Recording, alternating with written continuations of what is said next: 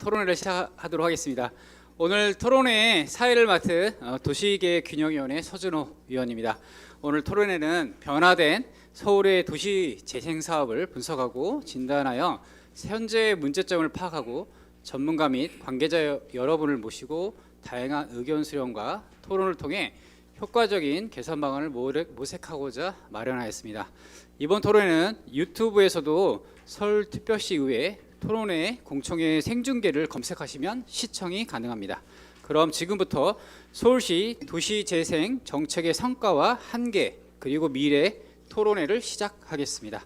먼저 국민의례가 있겠습니다. 내빈 여러분께서는 모두 일어나셔서 전면에 있는 국기를 향해 주시기 바랍니다. 국기에 대하여 경례.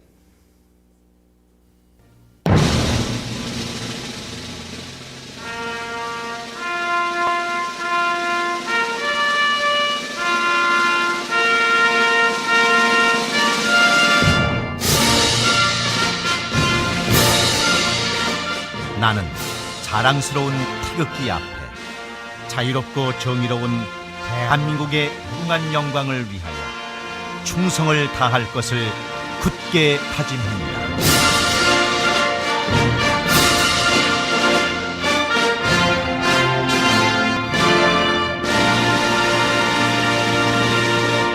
바로 애국가 제창은 생략하겠습니다. 모두 자리에 앉아주시기 바랍니다. 참석자 소개를 해드리겠습니다. 먼저 도시계획균형위원회에서 이병도 의원과 같이 활동하시는 분들부터 하겠습니다. 우리 도시계획균형위원회 도문열 위원장님 참석해 주셨습니다. 우리 이용균 부위원장님 참석해 주셨습니다. 김영철 의원님 참석해 주셨습니다. 김용일 의원님 참석하셨습니다. 박상혁 의원님 참석하셨습니다. 윤전복 의원님 참석하셨습니다. 허훈 의원님 참석하셨습니다. 임만균 의원님 참석하셨습니다. 오늘 토론회를 주관하신 도시계획균형위원회 이병도 의원님 참석하셨습니다.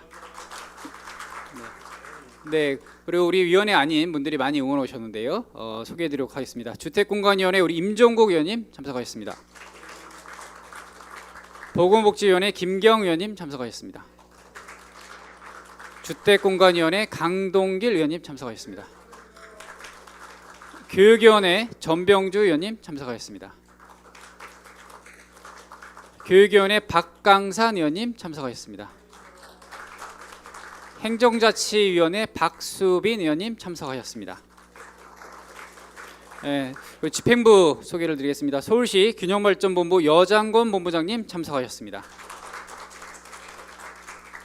네, 먼저 다음으로 좌장 및 발제자와 토론자분들을 소개하도록 하겠습니다. 먼저 오늘 토론회의 좌장을 맡아주신 이명훈 한양대학교 도시대학원장님 참석하셨습니다. 다음은 첫 번째로 주제 발표해 주실 분입니다. 윤병훈 LH 책임연구원님 참석하셨습니다. 다음은 토론자 소개해 드리겠습니다. 류창수 이화여대 교수님 참석하셨습니다. 백혜영 전 서울도시재생지원센터장님 참석하셨습니다. 정광석 고양도시관리공사 처장님 참석하셨습니다. 이주원 전 국토교통부 장관 보좌관님 참석하셨습니다. 김기범 서울시 균형발전 정책 과장님 참석하셨습니다. 네, 발제자 한 분이 빠졌습니다. 최영선 사람공간연구소 연구원님 참석하셨습니다. 다음은 오늘 토론회 개회사 및 축사 등 인사 말씀이 있겠습니다. 먼저 이병도 서울시의회 도시계획위원회 위원님 개회사가 있겠습니다. 박수로 부탁드리겠습니다. 네, 다시 한번 인사드리겠습니다. 오늘 토론회를 주관한 서울시의원 이병도입니다. 네, 먼저 참석해주신 분들께 다시 한번 감사 말씀 좀 드리겠습니다. 발제를 맡아주신 우리 윤병훈 책임연구원님, 최영선 나라살림연구소장님, 좌장을 맡아주신 이명훈 교수님, 그다음에 유창수 이화여대 건축학과 교수님, 백혜영 센터장님, 정광섭 처장님, 이주원 보좌관님, 김기봉 과장님, 각 분야 전문가들 함께해 주셨습니다. 다시 한번 감사드립니다. 또 우리 도시계획균형위원회를 대표해서 우리 도문열 위원장님 함께해 주셨습니다. 너무 감사드리고요.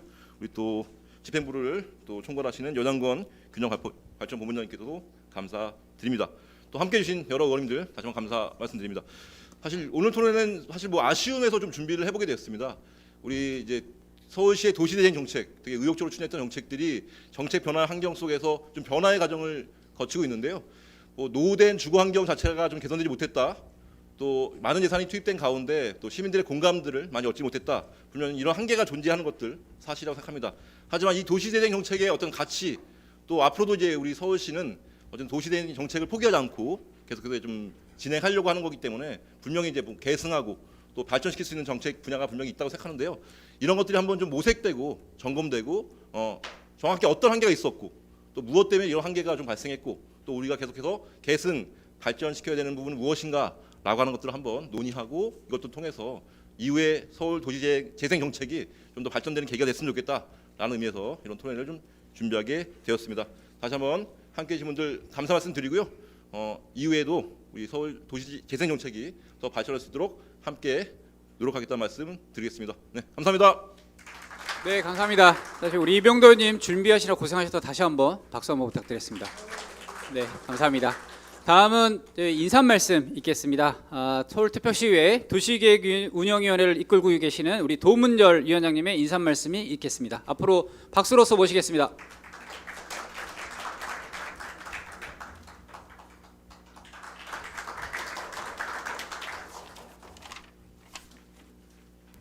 네, 반갑습니다. 서울특별시의회 도시계획균형위원회 위원장 도문열입니다. 서울시 도시재생정책의 성과와 한계 그리고 미래 토론회 개최를 진심으로 축하드립니다. 바쁘신 일정 가운데도 본 토론회의 주제 발표와 토론을 맡아주신 전문가 여러분께 감사의 말씀을 드립니다. 서울시는 도시재생이라는 개념이 채 정립되지 않은 20여 년 전부터 재생 관련 사업을 추진해 왔습니다. 도시재생 활성화 지역 지정 이후 소개의 성과에도 불구하고 주민들의 지역 발전 요구에 부합하지 못한 측면이 있었습니다. 지난 20년의 서울시의 광의의 도시 재생과 10년간의 법정 재생 정책의 성과와 한계를 되짚어보고 새로운 도시 재생 비전을 제시해야 할 시기입니다. 본 토론회를 통해서 향후 서울시 도시 재생이 나아가야 할 방향을 정립할 수 있기를 기대합니다. 오늘 토론회에서 제시되는 의견을 깊이 경청하겠습니다. 그리고 그 의견이 향후 서울시 도시재생 비전과 정책에 반영될 수 있도록 도시계획균형위원회도 적극 노력하겠습니다. 다시 한번 토론회에 참석해 주신 여러분께 감사드리며 준비를 위해 애써주신 관계자 여러분께도 감사의 말씀을 드립니다. 감사합니다. 네, 감사합니다. 도문열 의원님. 다음 인사 말씀입니다. 우리 서울시 균형발전본부 여장건 본부장님의 인사 말씀이 있겠습니다. 예, 박수로 오시겠습니다.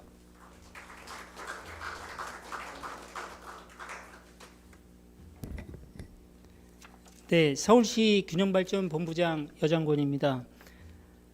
먼저 오늘 개최되는 서울시 도시재생 정책의 성과와 한계 그리고 미래 이 토론회를 준비해 주신 이병도 의원님과 관계자분들께 진심으로 감사드립니다. 한국전쟁 이후 서울은 초고속으로 성장했습니다. 하지만 시간의 흐름에 따라 도시는 부침을 겪기 마련이고 언제까지나 성장만을 거듭하는 도시는 없습니다. 어떤 시점에 이르면 성장은 자연스럽게 정체되고 또 지역 간의 불균형이 생겨나기 마련입니다. 서울시는 이러한 지역별 불균형을 해결하기 위해서 2015년부터 도시 재생을 시작했습니다. 하지만 지나치게 보존만을 중시했고 그 결과 재생지역 대부분이 아직도 낙후된 상태로 남아있는 것이 사실입니다. 대표적으로 세운상가 도시재생에서는 도심 산업 거점을 재조성하기 위해서 다양한 도심 제조업 활성화 사업을 추진했지만 상가와 제조업, 산업체 수는 오히려 점점 줄어들고 있습니다. 또한 획일적인 건축 규제에 묶여서 여전히 쇠퇴가 지속되고 있습니다. 이제는 그동안 진행해온 도시재생 사업의 한계를 돌아보고 앞으로 이 방향을 정립해 나가고자 합니다. 앞으로 서울시는 개발과 보존이라는 두 개의 수단으로 새로운 도시재생을 추진하겠습니다. 동시에 서울을 5개 권역으로 나눠서 지역별 특성을 살린 전략산업을 추진하며 모든 서울 시민에게 동등한 경제적 기회와 도시 서비스를 보장하는 균형 발전을 최우선 과제로 추진해 나가겠습니다. 이를 바탕으로 꾸준히 성장하는 서울, 시민과의 동행으로 누구나 살고 싶어하는 서울, 세계인이 꼭 한 번은 누구나 와보고 싶어하는 그런 매력적인 도시 서울을 만들고자 합니다. 이번 토론회가 서울의 미래를 고민하고 구체화하는 뜻깊은 자리가 되기를 소망합니다. 다시 한번 서울시 도시재생 정책의 성과와 한계 그리고 미래 이 토론회에 참석해 주신 분들께 감사드리며 참석자 여러분들이 소중한 의견이 꾸준히 성장하는 서울을 만드는 데 쓰일 수 있도록 최선을 다하겠다는 약속을 드리겠습니다. 감사합니다. 네, 감사합니다. 우리 여장건 부부장님 앞으로 서울의 미래를 그리는데 큰 힘이 되도록 다시 한번 박수 부탁드리겠습니다. 자, 본격적으로 토론에 앞서서 우리 저희 정치인 주최하는 토론회에 항상 제일 중요한 순서입니다. 예, 참석 내빈들 여러분, 기념 촬영이 먼저 있겠습니다. 단상으로 나오셔서 함께 해주시기 바랍니다. 이 사진에 시의원님들이 몇 분이 있냐에 따라서 이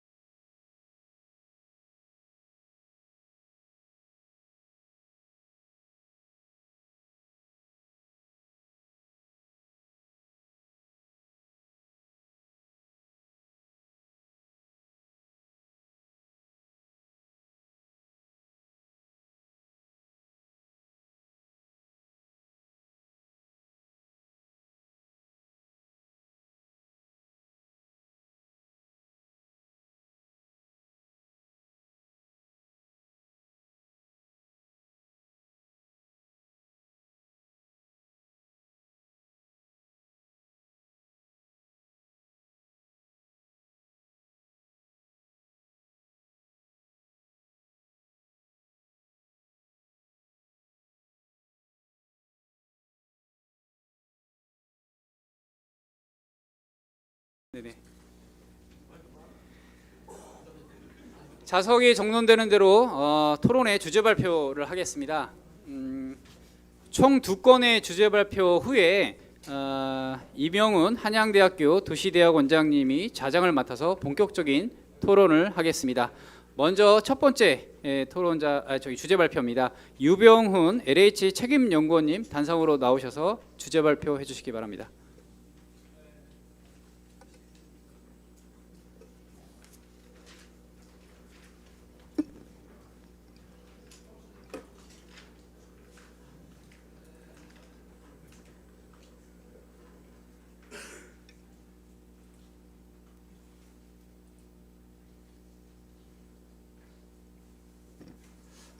저 안녕하십니까. 방금 소개받은 LH 토지주택 연구원의 윤병훈이라고 합니다. 안녕하십니까.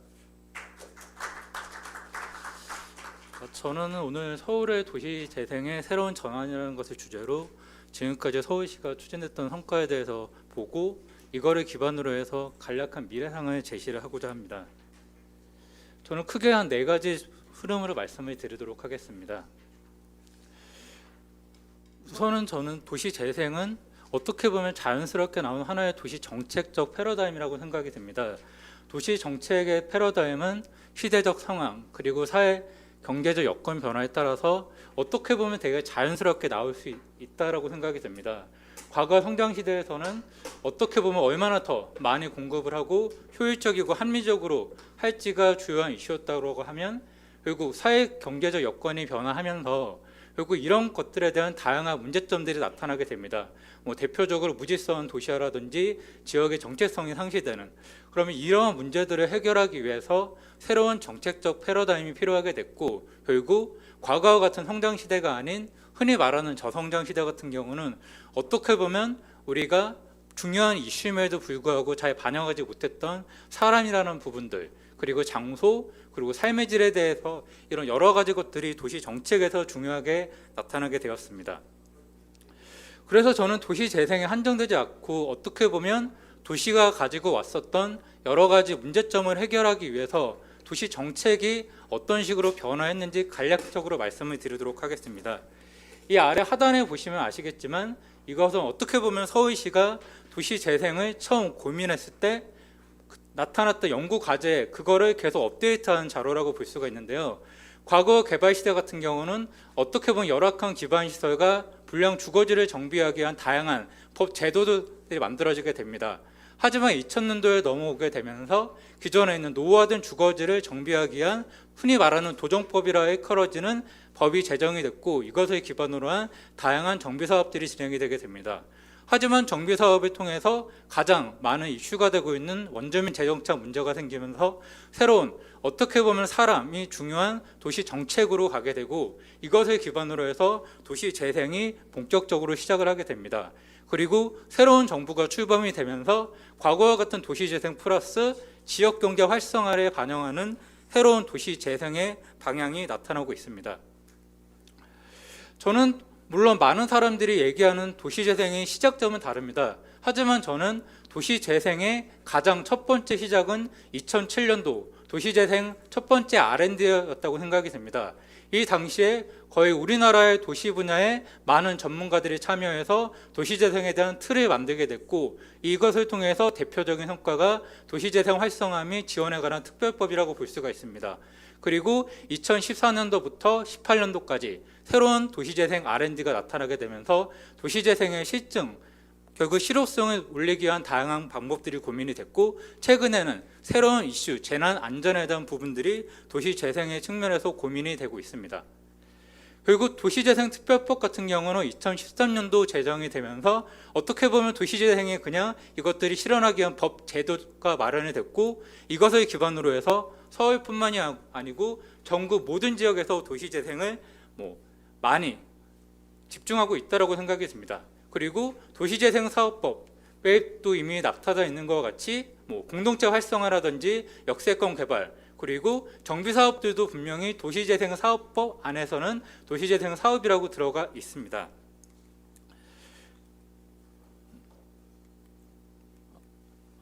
그러면 저는 지금까지 서울시 도시재생의 성과에 대해서 간략하게 말씀을 드리면, 저는 서울시 도시재생은 어떻게 보면 2002년도 약간 효용도가 떨어졌던 쓰레기 매립지를 새로운 공간으로 만드는 것이 어떻게 보면 도시재생의 처음 시작이었다고 생각이 듭니다.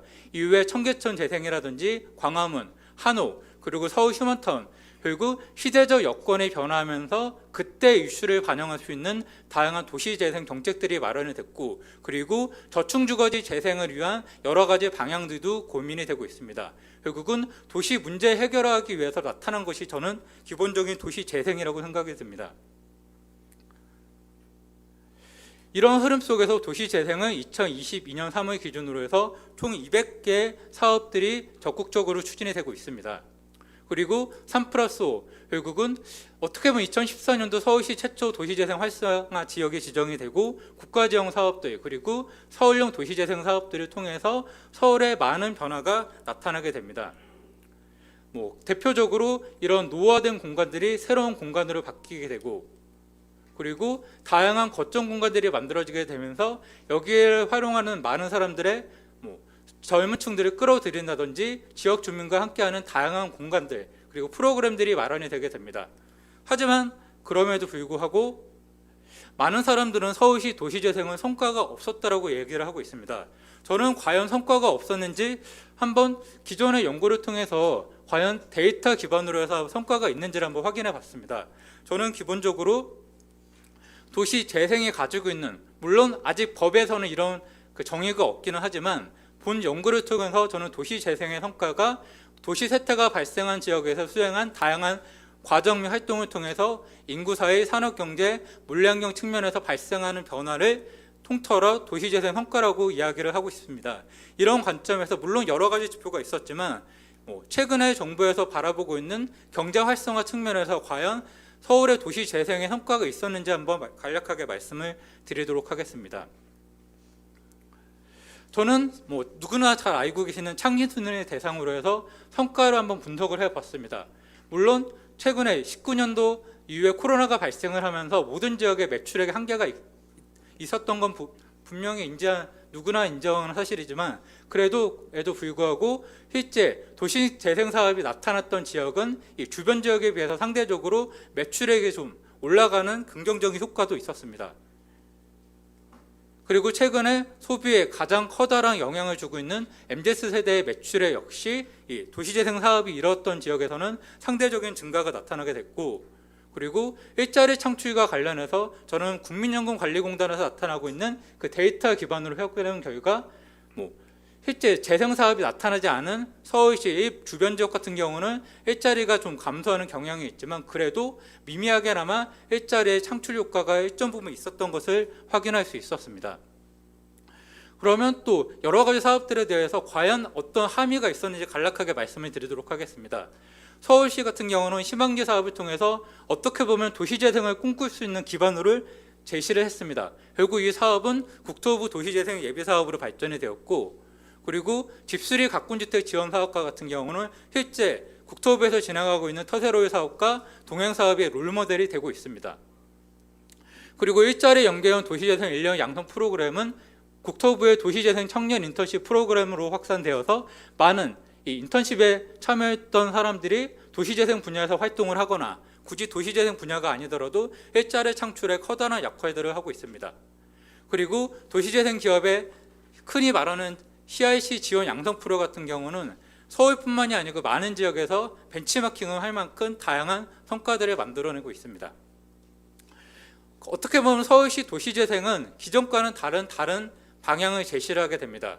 그리고 기존에 있는 주거지, 그리고 거버넌스 중심에서 어떻게 보면 물리정비 중심의 도시재생으로 변하는 측면들이 있긴 한데, 그리고 이런 부분의 가장 커다란 발표는 민간 부분과의 적극적인 연계가 여기에 커다란 한몫을 차지하고 있다고 생각이 됩니다.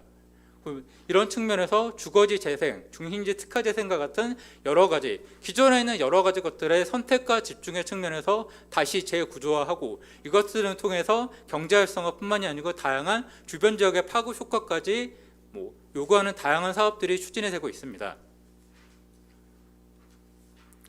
그리고 앞서 말씀드렸듯이 도시재생특별법상에 도시재생사업법이라고 들어가 있음에도 불구하고 아직 지금까지 도시재생은 다양한 사업들을 잘 활용하지 못했던 한계점들이 있었습니다. 하지만 이미 다양한 정비, 흔히 말하는 정비사업 연계형 도시재생과 같은 우리가 선택할 수 있는 다양한 선택지가 많아진 만큼 앞으로 도시재생은 그 커다란 외연이 확대될 수 있을 거라 생각이 됩니다. 그리고 이런 측면에서 서울시 균형발전 포털에서 나타나고 있는 균형발전과도 어떻게 보면 지금까지 추진되어 있던 도시재생과 커다란 측면에서 다르지 않다라고 생각이 됩니다. 그러면 저는 이런 측면에서 과연 현재 정부에서 나타나고 있는 도시정책과 지금까지 서울시가 진행하고 있던 도시재생과의 연결고리가 분명히 있을 거라고 생각이 들었고, 그래서 현 정부의 도시정책에 대한 몇 가지 키워드를 도출을 해봤습니다. 그 결과 메가시티 조성이라든지 지역 밀착형, 그리고 지역의 대학 연계형, 골목사고 육성, 어떻게 보면 이 정책에서 나타나고 있는 다양한 키워드들이 이미 서울시 도시재생에서 접목이 되어 왔었고 지금도 활발하게 추진이 되고 있다고 생각이 됩니다. 이런 측면에서 그러면 서울시 도시재생에 대한 새로운 방향을 할 때 다시 한번 원론적인 고민을 들어가서 왜 우리는 도시재생을 시작했을까라는 것에 한번 주목할 필요가 있다고 생각합니다. 인구 감소, 이미 모든 지역에서 인구 감소가 나타나고 있고 고령화, 그리고 인프라 노후화의 문제점을 해결하기 위해서 다양한 문제점들이 나타나게 됐고 이것들을 활용한 도시 정책에 대한 키워드들이 나타나게 됩니다. 그리고 이것들을 새롭게 묶어서 컴팩트 플러스 네트워크라는 집약형 도시 구조라는 새로운 도시 정책적 패러다임을 많은 사람들이 이야기를 하고 있습니다. 이런 측면에서 저는 먼저 컴팩트에 대해서 간략하게 말씀을 드리면 현재와 같이 효율성 측면을 고려해서 어떻게 보면 서울시 같은 대도시를 중심으로 해서 역세권 개발이라든지 도시재생 혁신지구 그리고 캠퍼스 타운 사업 같은 캠퍼스 혁신파크 다양한 사업들이 서울시에서 컴팩트한 도시재생과 관련된 사업이라고 생각이 듭니다.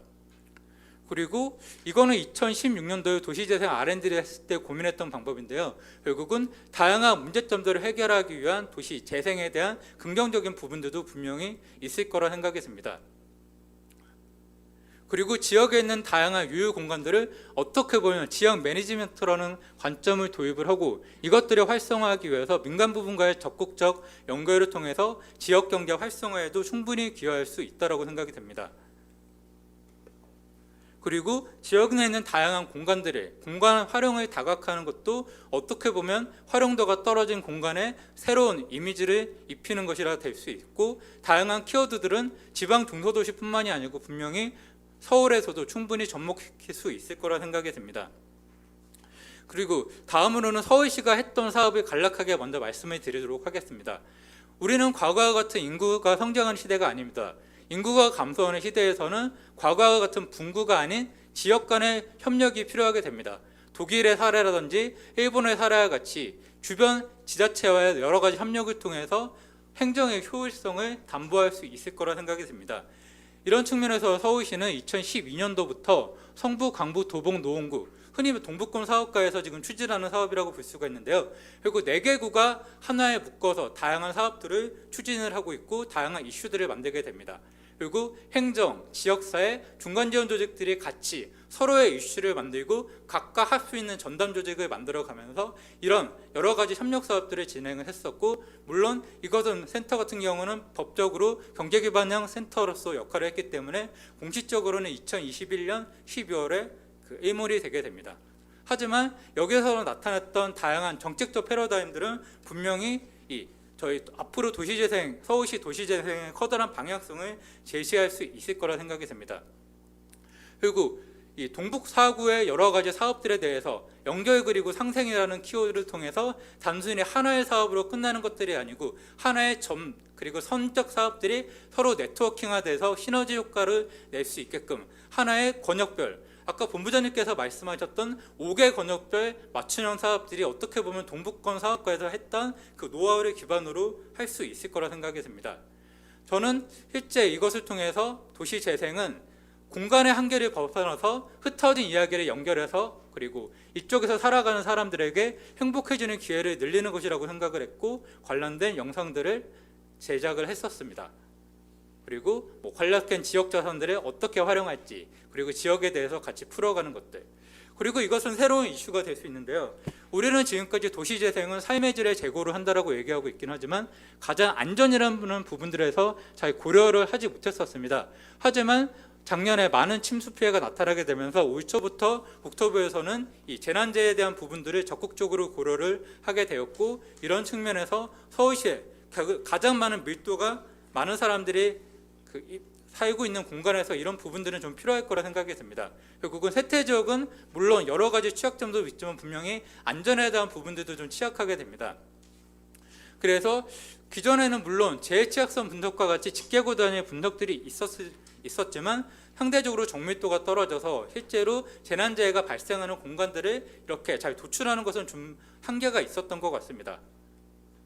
그래서 저희가 진행했던 연구에서는 실제 여러 가지 전국의 대상으로 DB가 구축이 되어 있었지만 작년에 폭우 피해가 나타났던 서울시 지역의 사례를 몇 가지 가지고 말씀을 드리면 작년에 서울시 관악구 침수 사계 그리고 반지하 침수를 통해서 인명 피해가 나타났던 지역과 같은 경우도 실제 그 국토부에서 개발했던 연구 시스템에서는 상대적으로 취약한 지역으로 나타나게 되었고, 동작구 역시 마찬가지였었습니다. 만약에 이런 부분들, 물론 여러 가지 이슈가 있어서 공개는 어렵겠지만 그래도 관에서 이런 부분들에 대한 선제적 대응이 있었다라고 하면 상대적으로는 피해가 덜하지 않았을 거라고 생각이 듭니다. 뭐 이런 것들은 간략한 내용들이고요. 실제 저희 R&D를 통해서 제출했던 연구는 전국 단위 시군구, 그런 이런 것들에 대한 공간 단위 분석이 이루어졌기 때문에 안전한 도시 공간을 만드는 데 있어서 활용할 수 있을 거라 생각이 들고, 올해 국토부에서 추진하고 있는 지역 특화 재생에서는 이런 분석 결과들이 필수적으로 들어가게 되어 있습니다. 그리고 이런 측면에서는 재난, 여러 가지 재난재해 위기가 발생을 했을 때 분명히 이것들을 피할 수 없더라고 하면 상대적으로 피해가 덜할 수 있는 공간적인 접근이 필요할 거라고 생각이 들고, 이것은 어떻게 보면 서울시 도시재생에서 커다란 가장 중요한 이슈가 되지 않을까라고 생각이 듭니다. 마지막으로 말씀을 드리도록 하겠습니다. 저는 서울시는 지금까지 10년 동안 도시재생을 하면서 도시재생 DNA가 축적이 되어 있다고 생각이 듭니다. 저는 이 DNA를 충분히 활용을 해서, 그리고 도시재생은 사업이 아닌 앞으로의 도시 정책의 방향성이라고 생각이 듭니다. 그래서 이런 것들을 담보하기 위해서 연결 그리고 상생, 생활권 단위의 결국 공간 단위의 한계를 벗어난 연결시키는 재생을 하고, 그리고 함께 찾고 함께 풀자라는 기법을 해서 기존에 있는 정비사업뿐만이 아니고 다양한 개발 사업들도 활용을 해서 그 공간을 새로운 공간으로 탈바꿈하는 데 활용할 수 있을 거라고 생각이 듭니다.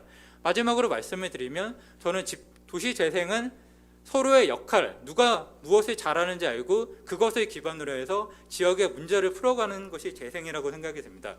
이런 측면에서 저는 서울시 도시재생도 앞으로 해나갈 방향이 많을 거라고 생각이 듭니다. 예, 이상 발표를 마치도록 하겠습니다.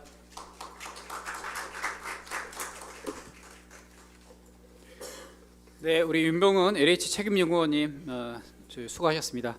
연구원님이 말씀하신 것처럼 도시재생을 함께 찾고 함께 푸는 게 제일 중요할 것 같습니다. 다음은 주제 발표를 하실 분은 최영선 사람공간연구소 소장님 모시고 주제 발표하겠습니다. 그 전에 우리 한 분 더 오셨는데, 우리 도시안전위원회 박칠성 부위원장님 참석하셨습니다. 네. 네, 감사합니다. 우리 최영선 소장님 모시겠습니다.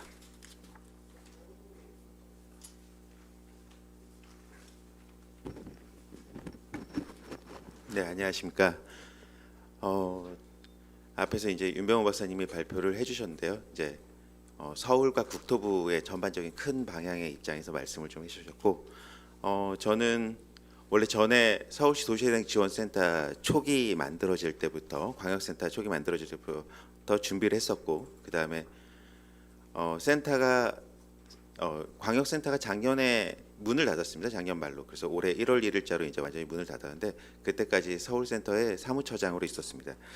그럼 이제 나오면서 지금은 사람공간연구소라는 데를 만들어서 개인 연구를 하고 있는데, 이름이 사람공간연구소잖아요. 제가 이제 도시재생 사업을 하면서 사람과 공간이 얼마나 중요한가를 굉장히 깨달았고, 그래서 이제 그걸 중심으로 연구하는 활동을 하고 있습니다.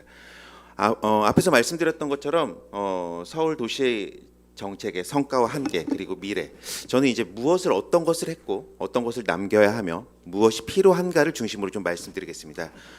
근데 이게 서울 도시재생 지원센터에 있던 자료들을 많이 활용을 하다 보니까, 앞에 이제 윤병헌 박사님하고 저희 이제 자료 공유를 많이 하다 보니 겹치는 부분들이 있습니다. 먼저 말씀드립니다.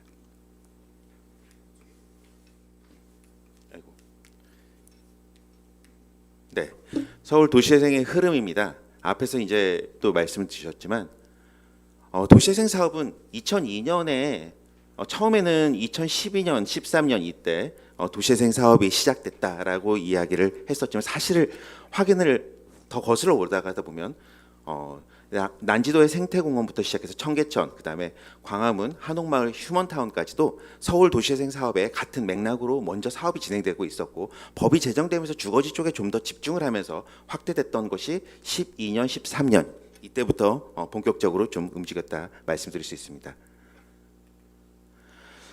도시재생의 의미를 살펴보면, 사실 도시재생에서 가장 큰 거는 노후화된 도시의 성장에 대한 이런 처방, 앞에 이야기와 맥락이 같으니까 이렇게 대표적으로 이렇게 말씀드릴 수 있고, 그러면서 회복력을 추구합니다. 그래서 13년 6월에 도시재생 법이 제정되면서 이걸 패러다임으로 보고 도시재생은 확대가 되고 있었죠.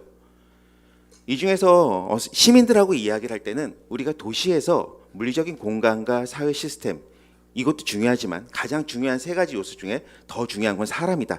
사람의 포커싱을 맞추는 게 도시재생 사업이다. 그래서 도시재생도 도시계획의 한 부분이지만 사람을 중심으로 우리가 이야기를 하고 있다. 이렇게 안내하면서 확대를 진행했습니다. 그다음 계획적인 입장에서 봤을 때는 도시재생 법에 나와 있듯이 쇠퇴하는 도시를 지역 역량의 강화, 새로운 기능의 도입, 창출, 지역 자원의 활용을 통해서 경제사회 물리 환경적으로 활성화를 시킨다. 근데 여기서는 이런 법의 중심으로 이렇게 이야기하고 있지만 사실상은 계획의 방식으로 봤을 때 우리가 계획에서 가장 고차원적인 계획인 협력적 계획을 추구하고 있습니다. 그래서 도시재생에서는 그 계획에서 협력적 계획인 그 이상 실행까지도 같이 고민을 해서 만들어 왔습니다. 그럼 서울 도시재생의 의미와 성과를 본다고 하면 작년에 가장 도시재생 사업지가 지정됐던 개수가 가장 많았고요. 그래서 이때 총 232개의 도시재생 사업을 진행을 하고 있었습니다. 그리고 여기에서 대표적으로 효율적인 도시관리를 위해서 다양한 도시재생 사업을 추진해야 된다고 이야기를 했는데, 여기서 이제 가장 어려웠던 부분 중에 하나, 2012년에 뉴타운 재개발 수습 방안을 발표합니다. 그리고 그 당시에 앞에서도 이제 창신승인에 대해서 잠깐 말씀드렸지만, 창신승인 같은 경우 한 20년 정도가 도시재생 도시 개발 예정 구역으로 이제 있다 보니까 우리가 이제 지역에서 주민들은 이제 또 개발에 대한 다른 예정 구역에 대한 다른 말은 앞으로 한동안은 지원을 하지 못하는 부분, 실질적인 지원이 되지 못한 부분이 있다라고 이야기가 되고 있죠. 그래서 한 20년 정도가 내부의 정비에 대한 것들이 진행이 되지 못하다 보니까 그 당시에 재생 사업이 진행되면서 기반 시설을 투입할 수 있는 가장 좋은 방식이 도시재생이었고 그것을 지원을 했습니다. 근데 이제 그때는 당연히 그 당시에는 그게 꼭 필요했었지만 지금에 왔을 때 봤을 때는 이제 좀 논란의 여지가 있는 거죠. 그다음에 여전히 76%가 쇠퇴 지역이 있습니다. 그리고 앞에서도 잠깐 말씀드린 거지만 서울의 도시재생 최초 활성화 지역은 2014년에 주거지 쪽은 상신승인 가리봉 해방촌부터 시작해서 총 8개 사업이 본격적으로 시범 사업으로 지정이 됐고, 이러면서 이 도시재생 사업이 과연 의의가 있느냐, 어떤 효과가 있느냐를 이야기했지만 앞에 이제 윤병호 박사님도 말씀을 주셨지만 이러한 사업들을 진행하면서 도시재생의 전반적인 추진 기반을 마련했고 도시재생의 진행의 방향성을 제시했고, 그다음에 지역 특성에 따른 계획과 수립에 대한 이런 방향성을 확인을 해봤습니다. 그다음에 사업 추진 과정의 중요성도 하나하나 봤었고요. 그래서 전체적인 방향성과 이런 기반 기틀을 만드는데 서울시의 도시재생 사업이 많이 기여를 했다라고 말씀드릴 수 있고요. 이러면서 그 기틀뿐만이 아니고 조직을 만들고 조례를 만들고 광역센터를 만들어서 전국의 도시재생을 하는 지자체들이 참고할 수 있는 자료, 그다음에 모델이 됐었습니다. 그리고 이제 그 당시에 처음부터 시작할 때 전체적으로 재개발의 후유증의 회복, 그다음에 공동체를 강조를 했죠. 그래서 거버넌스를 강조해서 진행을 했었고요. 이 방식이 어떤 방식으로 만들어야 할 것인가를 많이 고민했습니다. 그리고 전국에 최초로 희망지 사업을 도입하면서 이게 도시재생의 지역에 대한 이슈를 알아보고 그다음에 이것을 함께 논의할 수 있는 문화를 만드는 이 사전 단계를 만들고, 이 사전 단계는 국토부의 예비 사업으로 예비 사업의 모델이 됐죠. 그리고 그 이후에 종료 이후에는 어떤 것들을 고민해야 하느냐. 그 당시에 이제 이것만이 답은 아니지만 여러 가지 방식 중에서 이런 것도 필요하겠다라고 해서 CRC에 대한 지원 구조를 만들었고, 이것도 국토부 사업의 모델이 됐습니다. 그리고 가꿈주택이라는 것들을 만들어서 가꿈주택 사업을 하고 이 도시재생에 전폭적으로 지원을 하면서 이것도 국토부의 집수리 사업의 모델이 됐고요. 그다음에 도시재생 인적 관리를 진행을 하면서 여기서도 도시재생 사업에 여기에서 활동하는 인력들의 기댈 곳들, 아니면은 이거 직무에 대한 고민부터 시작해서 여기에 일자리의 매칭까지 하는 이런 시스템을 만들었고 온라인으로 움직이면서 여기에 참여하고 이것들이 활성화가 되었습니다. 그리고 도시재생 사업이 과연 효과가 있느냐 없느냐를 이야기를 하면서 저희 자체적으로 분석을 해봤을 때 인구, 사회, 물리, 환경적인 이 쇠퇴 지표 세 가지가 과연 얼마나 회복이 될까 봤을 때 인구나 물리, 환경적으로 그 사업 지역의 창신 수익과 성수를 봤을 때 인구와 물리 환경이 그렇게 증가되지 않았습니다. 그러니까 쇠퇴도가 그렇게 회복되지 않은 거죠. 그럼 이게 실패한 것이냐라고 봤을 때 주변 지역과 다시 한번 비교를 해봤습니다. 사업 지역 주변을 봤더니 사업 지역 주변에 비해서는 훨씬 더 인구와 산업 경제 물리 환경을 그 주변 대비 훨씬 더 방어를 하고 있는 거죠. 그래서 쇠퇴도가 완전히 감소하지는 못하나 인접 지역하고 비교를 했을 때 쇠퇴를 방어하고 있다. 서울은 어차피 쇠퇴는 하고 있는 것은 사실이다. 이게 쇠퇴도의 지표 자체가 인구에 대한 지표가 있고 그리고 또 물리적인 집에 대한 그 주택에 대한 이런 지표가 있다 보니까 전체적으로 지표를 전체적으로 상쇄시키지는 못할지언정 전반적으로 봤을 때 쇠퇴하고 있는 서울을 방어하고 있는 역할을 할 수 있다라고 이야기할 수 있습니다. 그럼 도시재생의 어려움과 한계, 그에 따른 변화를 이제 말씀을 드리면은 이게 도시재생의 축을 전국적으로 봤을 때는 구도시와 신도시의 문제, 그 다음에 또 하나는 개발에 대한 이슈가 있죠. 근데 서울은 개발에 대한 이슈, 개발에 대한 그 재개발 재건축에 대한 이런 대안처럼 그 당시에는 필요했지만 이게 뉴타운 수습 대책은 서울의 도시재생 시작의 축인 것은 맞으나 이건 일부이고 시간이 지나면서 계속해서 변화했음에야 함에도 불구하고 이게 시각이 머물러 있었다. 이러한 아쉬움이 있고요. 그 다음에 또 도시계획 측면에서 봤을 때 물리적인 거에다가 소프트웨어적인 측면까지 함께 고려해서 종합적인 재생을 하자라고 이렇게 고민을 했었지만 가치와 의미, 소프트웨어, 협력적 계획을 강조해서 하지만 이게 고르게 올라갔다기보다는 공동체에 대한 주민에 대한 측면을 너무 지나치게 강조를 해서 과하게 간 면이 있다. 그래서 이제 이것도 다시 공동체는 좋은 수단임에도 불구하고 이것이 전부는 아니다라는 것을 다시 인식해야겠다라는 이제 아쉬움이 있습니다. 그리고 이제 그러면서 이러한 변화해야 되는 이러한 과정에서 주택 공급이나 정비 활성화 중심의 부동산 정책이 발표가 됐고요. 그 다음에 2세대 도시재생이 발표가 되고 전환이 필요하다고 이야기됐습니다.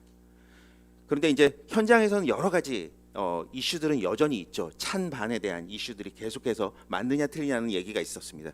그래서 이제 그 당시에 이제 중간 지원 조직에서는 현장의 공동체에 대한 이야기도 많이 중요시하게 했지만 재개발 이슈가 나오는 거에 대해서 이것도 도시재생의 범위이냐 아니냐라는 내부 고민을 하고 그 다음에 현장의 지역의 주민들은 정비 사업에 대한 이야기들, 그 다음에 여기에서 현장의 자치구, 그 다음에 현장 센터들도 정확한 정보 전달이 돼야 된다고 인식을 하고 그 지역에 대해서 현장 관리 카드를 구축하고 지역 분석을 하고 업무자들에게 제공을 했습니다. 그래서 주민에게 정확한 정보 전달하고 정비 사업 이슈에 대해서 선제적으로 대응할 수 있는 이런 토대를 만들었고요.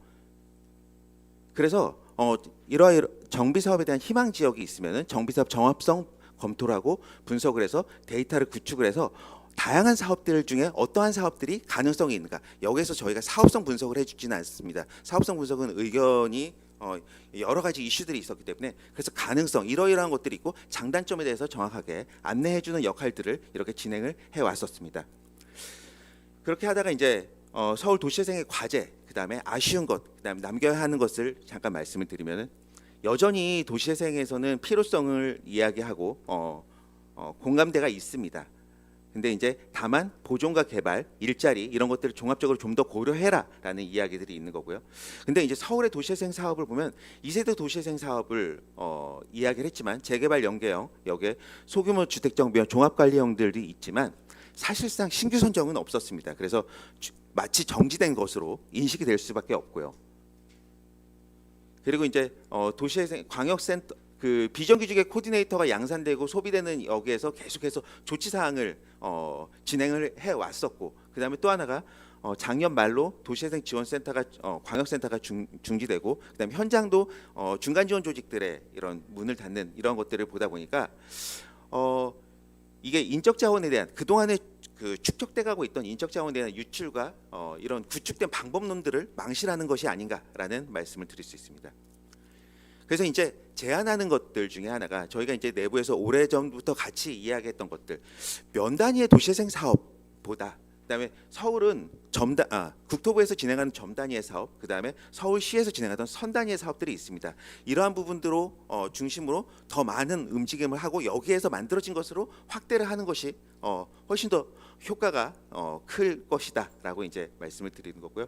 그다음에 도시재생 사업에서 사전 단계처럼 그 진행하기 위해서 꼭 필요한 것들이 지역 진단에 지역에 대한 이슈를 진단하고 다음 단계로 가는 이러한 진단을 결핍 니즈 자원 이것을 보고 그다음에 의제를 가지고 지역에서 참여 구조와 주민들과 함께 어떠한 이슈들이 있는지를 확인하는 이러한 단계들 자체가 없어지는 것은 너무 아쉽다. 그래서 이거는 꼭 도시재생 사업이 아니고 마을 계획 단계에서도 이런 것들이 있어서 지역 동별로 하나하나 구축이 될 때 지역에서 방향성을 고민하는데 훨씬 도움이 될 것이다. 이런 시스템은 유지해야 된다라는 말씀을 드리겠습니다. 그다음에 법에 있는 그 사업 유형에 대해서 확장할 필요가 있습니다. 지금 정비 사업하고 연계는 한다고는 하지만 이게 연계하는 게 같이 동시에 진행되기는 시간과 물리적인 한계가 있기 때문에 오히려 개발 사업이 진행되고 있는 곳을 주변으로 재생 사업을 해서 여기에 대한 인센티브와 그 기부 채널 같은 것들을 그리고 공동 이용 시설 등을 여기에다 점이 지저에다가 집어넣으면은 훨씬 더 효과적인 방식이 되지 않을까 하고 제안을 해봅니다. 그리고 도시재생 사업이 과거에는 처음에 시작할 때 너무 강조하다 보니까 행정을 너무 주도로 갔습니다. 그래서 그 다음에 서울시 주도로 갔던 면이 큽니다. 도시재생 사업은 예산 매칭 비율도 9대 1이었습니다. 이게 그러다 보니까 서울시가 주춤하는 이러한 상황에서 전체적으로 각자의 방향성, 자치구의 방향성도 찾기가 힘드니 여기에서 이러한 매칭비 같은 것들 이런 것들도 안정화를 시키고 그 다음에 끌고 가는 것보다 밀어주고 이러한 장을 만드는 행정, 민간이 참여를 많이 할 수 있는 이러한 행정의 역할이 더 돼야 된다고 생각합니다. 기타 다른 부분의 도시재생 생각들을 말씀드리면 거버넌스가 굉장히 많이 크게 이루어졌다고 생각은 했지만 이것도 힘의 중심이 완전히 행정에 있기 때문에 행정이 어떠한 방향으로 어떻게 하느냐가 매우 중요하다라고 말씀드릴 수 있습니다. 그다음에 영역과 구조 같은 경우는 물리적인 변화를 빼고 도시재생에 이야기할 수가 없다. 이걸 매우 주장하는 분들도 계시지만 물리적인 변화가 없어도 도시재생이 가능하다고 하는 것은 사실상 어불성설이다라는 말씀. 그다음에 목표 같은 경우도 모든 부분의 도시재생이 다 포함을 되고 하나하나에 다 도시재생을 이야기를 했지만 명확하고 정량적인 목표를 설정을 해야 한다. 모든 것을 다 한다고 이야기하는 것은 아무것도 안 하는 것과 같다라는 말씀. 그다음에 참여 구조. 도시재생 처음에 시작할 때 참여가 되게 중요하다고 이야기하면서 양이 곧 질이다라고 이야기를 했습니다. 근데 물론 양이 중요한 것은 사실이지만 이것만 중요하게 생각할 수는 없고 민주적인 절차랑 정보 시스템을 완성하는 그다음에 이러한 구조들을 만드는 것이 더 중요하다. 그리고 너무 공동체만 중심으로 하고 있는 이미지를 바꿔야 한다라는 이야기를 드리고요. 마지막으로 도시재생에 대한 질문들입니다. 이러한 이야기들을 제가 이제 말씀을 드렸지만 서울의 도시재생 사업은 계속 되어야 하는가? 다음에 도시재생이 가능할 것인가라는 이야기와 함께 그다음에 주민이나 참여, 거버넌스 이러한 가치들은 중요하게 생각해야 하는 것이 맞는가라는 이야기. 그다음에 지금 말씀드렸던 발제 내용 이외에도 개선을 위해서 꼭 필요한 것들, 그다음에 꼭 인지해야 하는 주요한 한계점들은 무엇인지, 정량적인 목표를 설정을 해서 진행을 한다고 하면 어디에 더 중점을 두어야 할지, 도시재생이 운영적, 그다음에 행정적인 성과는 분명히 있지만 이게 아닌 시민의 체감을 하는 이런 성과를 만들기 위해서 더 필요한 것들은 무엇이 있을지 계속해서 논의하고 구체화시켜야 한다고 생각합니다. 이렇게까지 말씀드리고 발제를 마치겠습니다. 감사합니다. 네, 최영선 소장님 발제 감사합니다. 소장님 말씀처럼 저희 서울 전체를 아파트를 만들지 않겠다라고 하면 도시재생은 필요합니다. 도시재생의 변화가 필요한 시점이기도 하죠. 오늘 토론회가 그래서 더 의미 있다고 봅니다. 다음은 좌장 발제자 토론자를 단상으로 모시고 본격적인 토론을 시작하겠습니다. 토론은 이병훈 한양대학교 도시대학 원장님께서 좌장을 맡아서 진행해 주시겠습니다. 그러면 이병훈 교수님과 발제자 토론자분들은 단상 앞으로 나오셔서 착석해 주시기 바랍니다.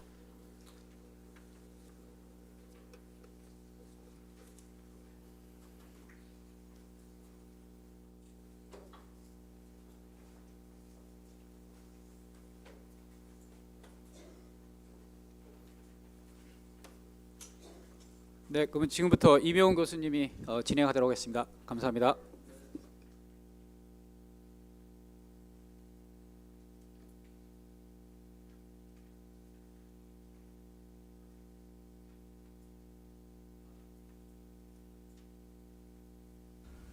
예, 뭐 이거 쉬는 거 없이 그냥 바로 가는가 보죠?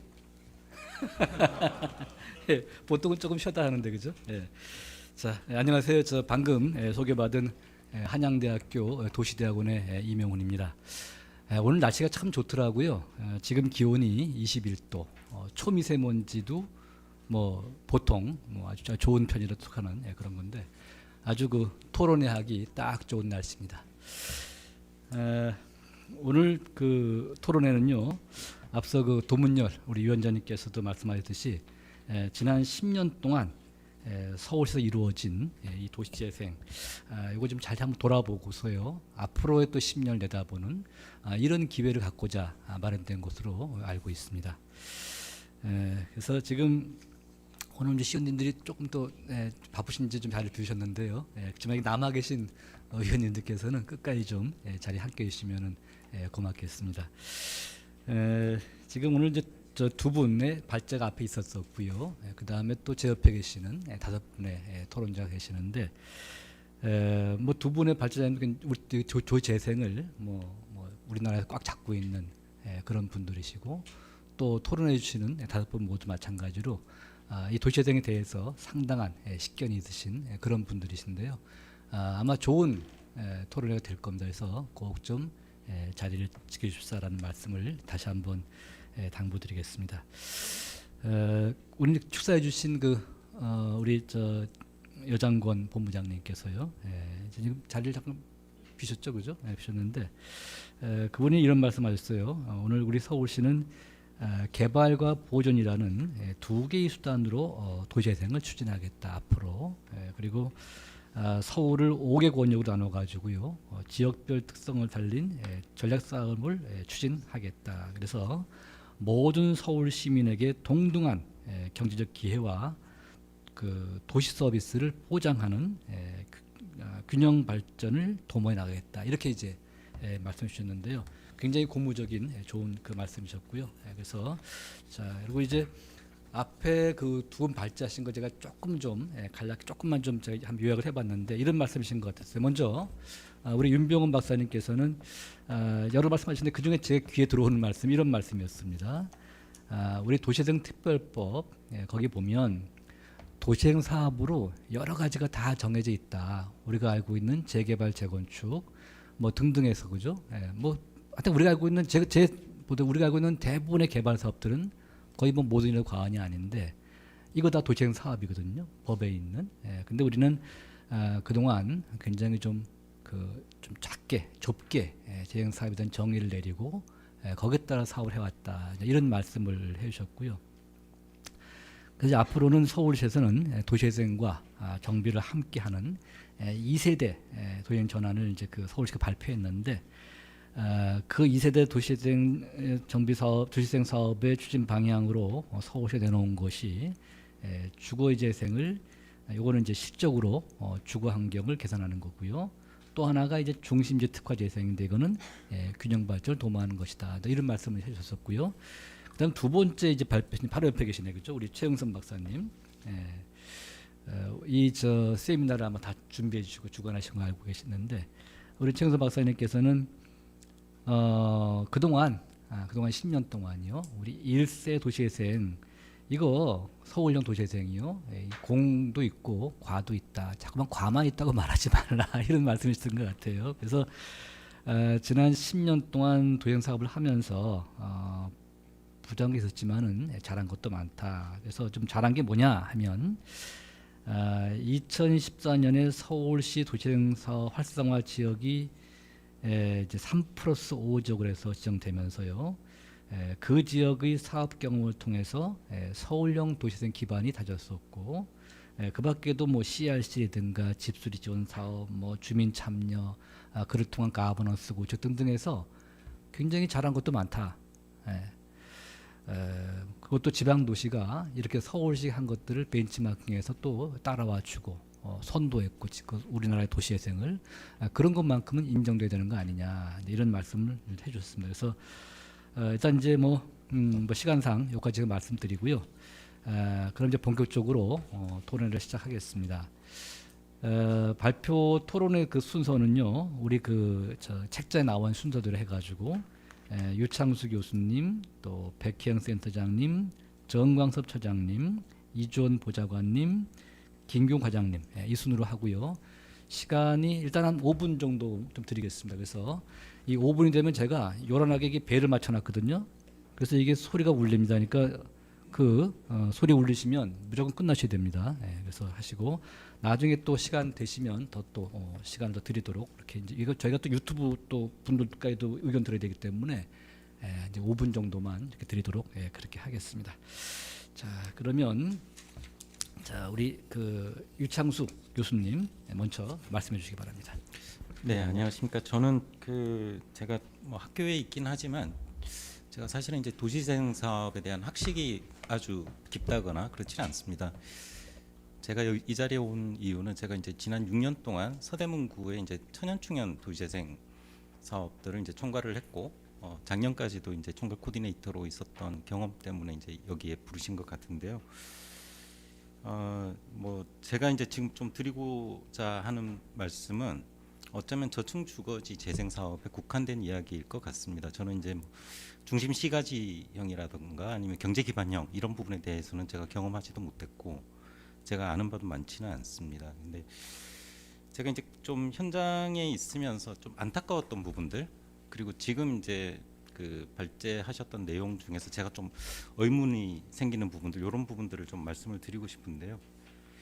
그러니까 2세대 도시재생 사업에서 갑자기 이제 뭐 민간 영역에 이제 정비 사업들을 같이 포함하는 재생 사업 이런 쪽으로 이제 좀 이야기가 바뀌었다라고 이야기를 하시고 지금 또 이제 윤 박사님께서 이야기하시는 3세대 이제 도시재생 사업의 어떤 제한에 가까운 말씀을 들어보면은 컴팩트 시티, 메가시티 그리고 이제 재난 대응형 뭐 이런 재생 사업의 구도를 이제 말씀을 하셨는데 저는 이제 제가 1세대의 재생 사업을 이제 했던 경험으로는 그때도 여전히 자율주택 정비 사업이든 가로주택 정비 사업이건 소규모 재건축이건 재생 사업 구역 안에서 그걸 활성화시키려고 굉장히 부단히 노력을 했었습니다. 주민들을 만나고 그분들한테 이렇게 가소필지들 같이 합쳐가지고 자율주택 정비 사업 한번 해봅시다.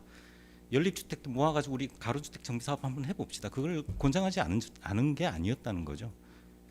근데 그게 안 되는 이유는 그게 개발할 동력이 없었다는 거예요. 그게 이제 다시 개발을 했을 때 돌아오는 수익들이 기대 수익들이 많지 않았기 때문에 그 사업의 동력이 없었다라는 거죠.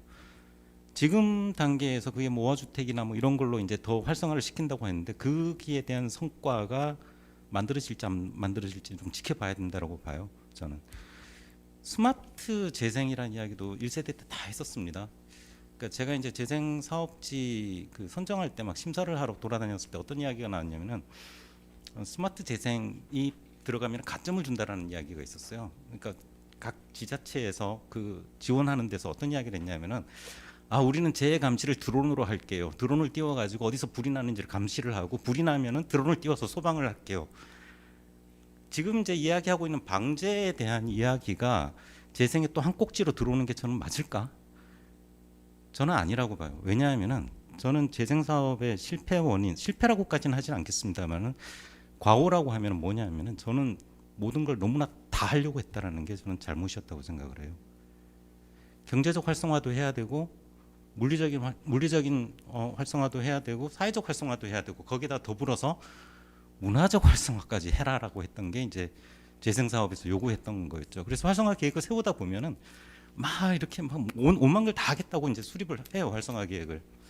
주민분들한테도 재생 사업 통해서는 정말 뭔가가 바뀌겠구나라는 기대를 심어주는데 너무 많은 에너지와 노력들이 분산이 되다 보니까 정작 해야 될 것들을 제대로 못했다라는 저는 생각이 들어요. 제대로 해야 될 하나가 뭐냐면은 저는 저층 주거지에서 재생 사업의 가장 핵심은 마을 관리라고 봐요.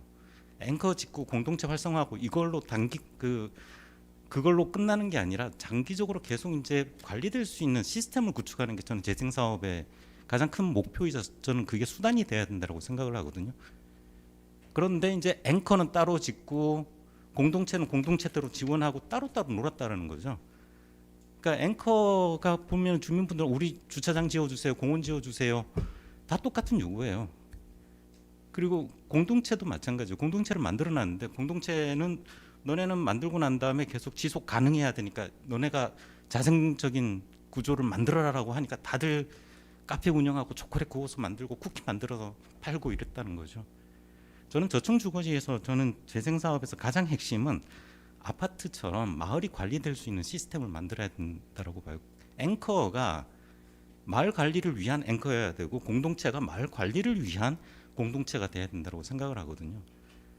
그 아까 최영선 소장님께서 말씀하셨던 것처럼 뭐 공동체가 너무 이제 강조되다 보니까 모든 공동체는 선이라고 해서 제가 기억하는 거는 활동가 코디네이터들이 너무나 많은 노력들을 지역에서 주민들의 소모임들 지원하고 나중에 주민공모사업 정산하는데 에너지 쏟고 홍보지 돌리고 너무나 많은 에너지가 분산이 됐다는 거죠. 그래서 예 죄송합니다. 제가 말이 너무 길어졌는데 저는 이제 지역 관리, 마을 관리에 좀 천착을 하자라는 말씀을 드리고 싶습니다. 네, 이상입니다. 정말 죄송합니다. 이게 하신 말씀 많은데 이 5분이라는 시간요 정말 금방 갑니다. 예. 자, 제가 시간 관계상이요 따로 그 말씀 정리하지 않고 나중에 함께 모아서 말씀드리겠습니다. 자, 두 번째 그리고 토론해 주실 분 모시겠습니다. 예, 우리 백혜영 센터장님 부탁드리겠습니다. 네, 반갑습니다. 저는 서울시 도시재생지원센터장으로 작년 12월 말까지 있다가 이제 휴식기를 한 4개월, 만 4개월이 안 됐는데 도시재생을 다시 꺼내려고 하니까 왜 이렇게 오래된 책을 다시 펴는 것 같은 느낌이 드는지 굉장히 놀랐어요. 놀랬고 우선 무엇보다도 어쨌거나 저도 상기를 좀 하고 있는데 이병도 의원님하고 도 위원장님한테 감사드립니다. 어쨌든 의회가 여러 정책들에 대한 담론 혹은 공론의 장을 열어주는 것은 의회의 굉장히 큰 기능 중에 하나라고 생각합니다. 재작년부터 서울시의 이제 정책 변화로 인해서 그 중간에 있었던 저희들의 마음고생이야 이루 말할 수 없고, 그다음에 이제 언론과 여러 이제 비난과 비판에 이제 직면하면서 속상하기도 하죠. 너무 많은 것들을 해왔음에도 불구하고 왜 이렇게 순간 이렇게 전도되는가에 대해서 속상하기도 하지만 한편으로 보면 길게 보면 이 시간을 저는 굉장히 중요하고 좋은 시간이다라고 생각합니다. 왜냐하면 너무 달렸거든요. 그 시간은 너무 달린 시기였다. 그래서 잠시 숨고르기가 필요한 시기라고 생각하기 때문에, 그런데 오늘 2시간 동안 이것저것 도시재생의 성과 한계를 논하기는 조금 너무 지나치고, 그래서 이것을 다시 좀 쪼개봐야 될 것 같습니다. 큰 주제로 좀 쪼개봐야 될 것 같고, 그 쪼갠 주제를 가지고 또 담론의 장을 좀 만들어 주시기를 좀 당부드립니다. 그 유창수 교수님 시간에 실패했잖아요. 저는 5분 안에 빨리 해야 되므로 토론문으로도 좀 대신하겠습니다. 예. 서울시는 이미 2세대 도시재생이라고 이름 붙이고 있지만 실상 그것은 별다른 철학이 담겨 있지 않고, 또한 도시재생이라는 정책명도 없어졌어요. 그다음에 부서도 없습니다. 그러니 2세대라기보다는 휴지기 정도라고 저는 생각합니다. 어떻든 지난 시기를 1세대라고 불러도 이견은 없을 듯하고요. 시작기는 좀 다를 수 있지만 저는 아까 2002년부터 다시 그 쭉 도시에 대한 처방의 모든 것을 도시재생으로 엮는 광의의 의미도 있을 테고, 저는 2015년을 서울시 도시재생 정책의 어떤 사업의 시작점이라고 엄밀하게 말하면 그렇게 봅니다. 왜냐하면 서울시의 도시재생 조례가 제정됐고, 그다음 도시재생본부라는 전담 조직이 신설됐고, 그다음에 도시재생 전략계획 수립 등 정책의 기초가 만들어진 것이 15년이기 때문입니다.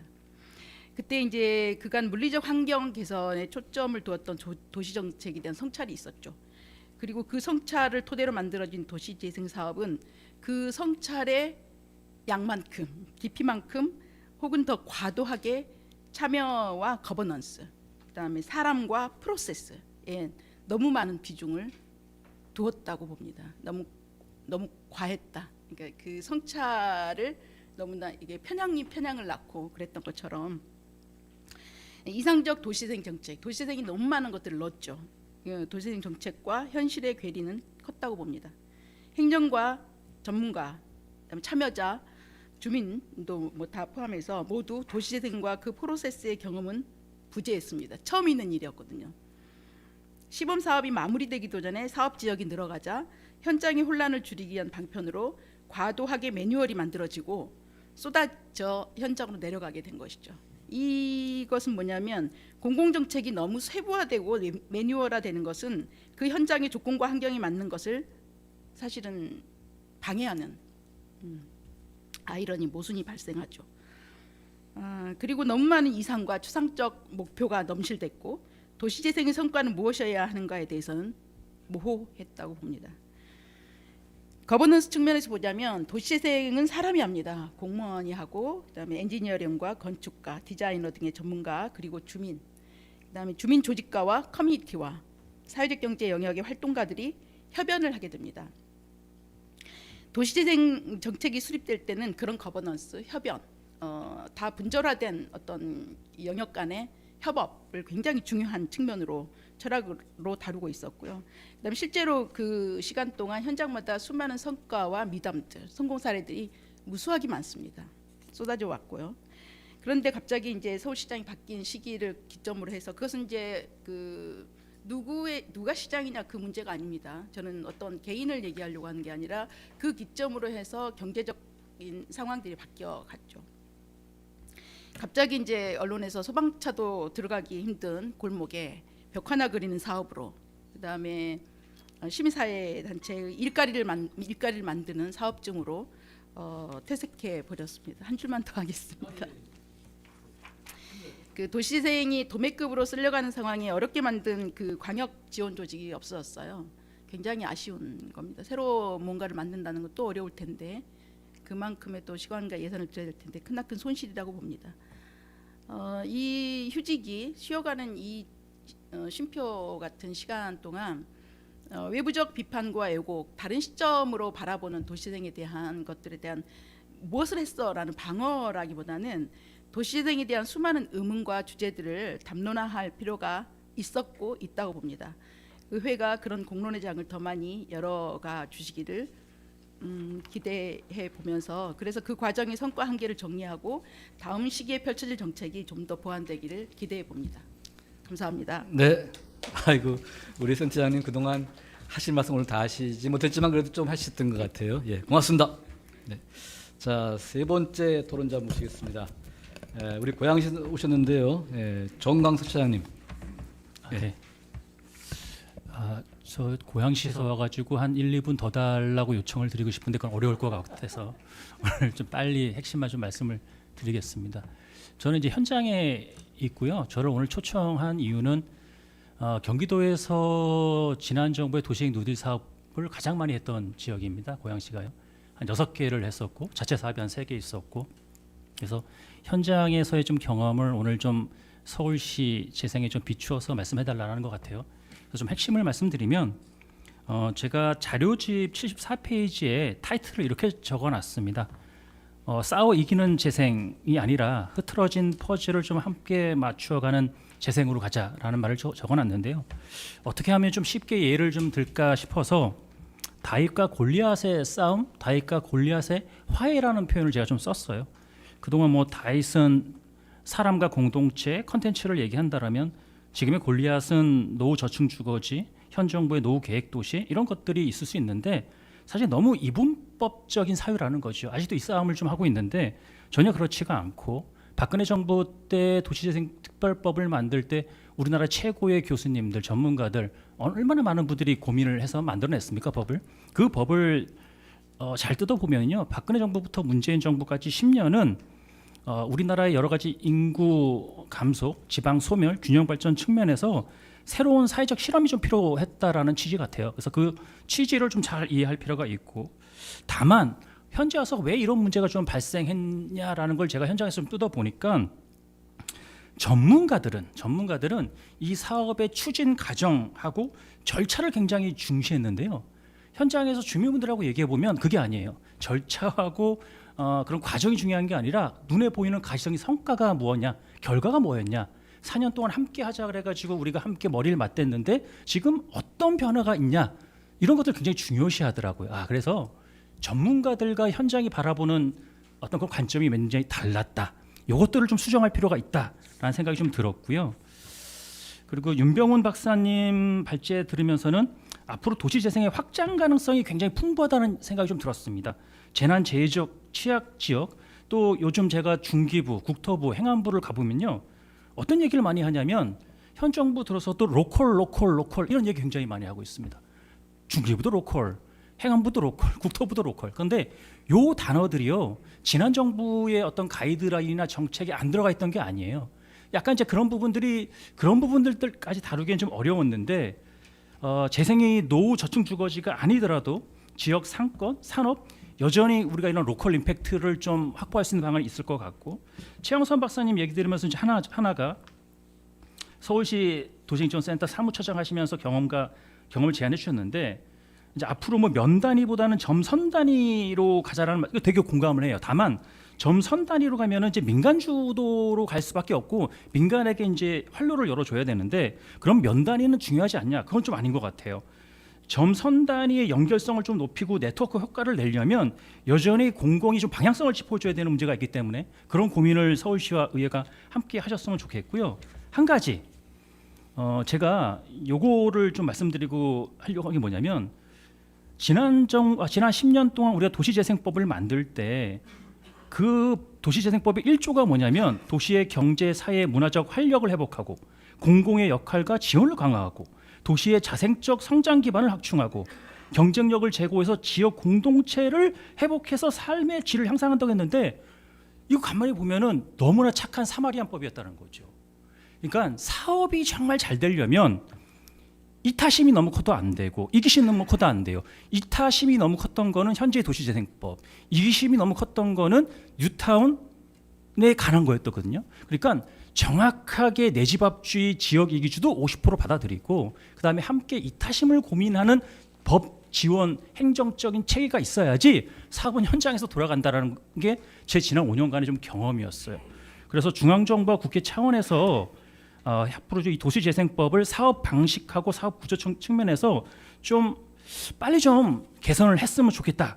이런 생각이 좀 들었고 마지막으로 저도 이제 저희 고양시가 민선 8기 접어들면서 노후계획도시 고양시니까 노후 저층 주거지 정비로 방향을 틀어가지고 제가 지금 최근에 서울시 25개 자치구에서 나오는 모아타운 정비사업 평가가 있으면은 많이 가보자고 해요. 정보를 좀 입수하기 위해서. 근데 그거 보면은요 나쁘지 않아요. 기존의 어떤 조직을 전문성 있는 건축, 뭐 교통, 도시계획 전문적인 조직으로 바꿔서 가는 건 너무 좋은데 지금 서울시가 광역센터가 없잖아요. 이것들을 하려면 서울시 25개 자치구는요 분명히 자원의 한계에 부딪힙니다. 그래서 이 부분을 정말 성공적으로 하기 위해서는 광역센터의 역할이 사실 더 중요할 수 있다. 그래서 광역센터가 어떤 역할과 기능을 할 수 있을지 한 번 정도 또 고민을 해보시면 어떨까 말씀을 드리고요. 한 3분의 1 말씀드렸는데 오늘 여기까지 마치겠습니다. 고맙습니다. 감사합니다. 멀리서 오셨는데 저희 일단 시간 되면 제일 먼저 시간 더 드릴게요. 자, 그다음에 우리 이제 네 번째 토론자 모시겠습니다. 이주원 보좌관님 부탁드리겠습니다. 네, 이주원입니다. 짧게 말씀드리겠습니다. 저는 미완의 뉴타운 출구 전략 측면에서의 서울시 도시재생 말씀드리겠습니다.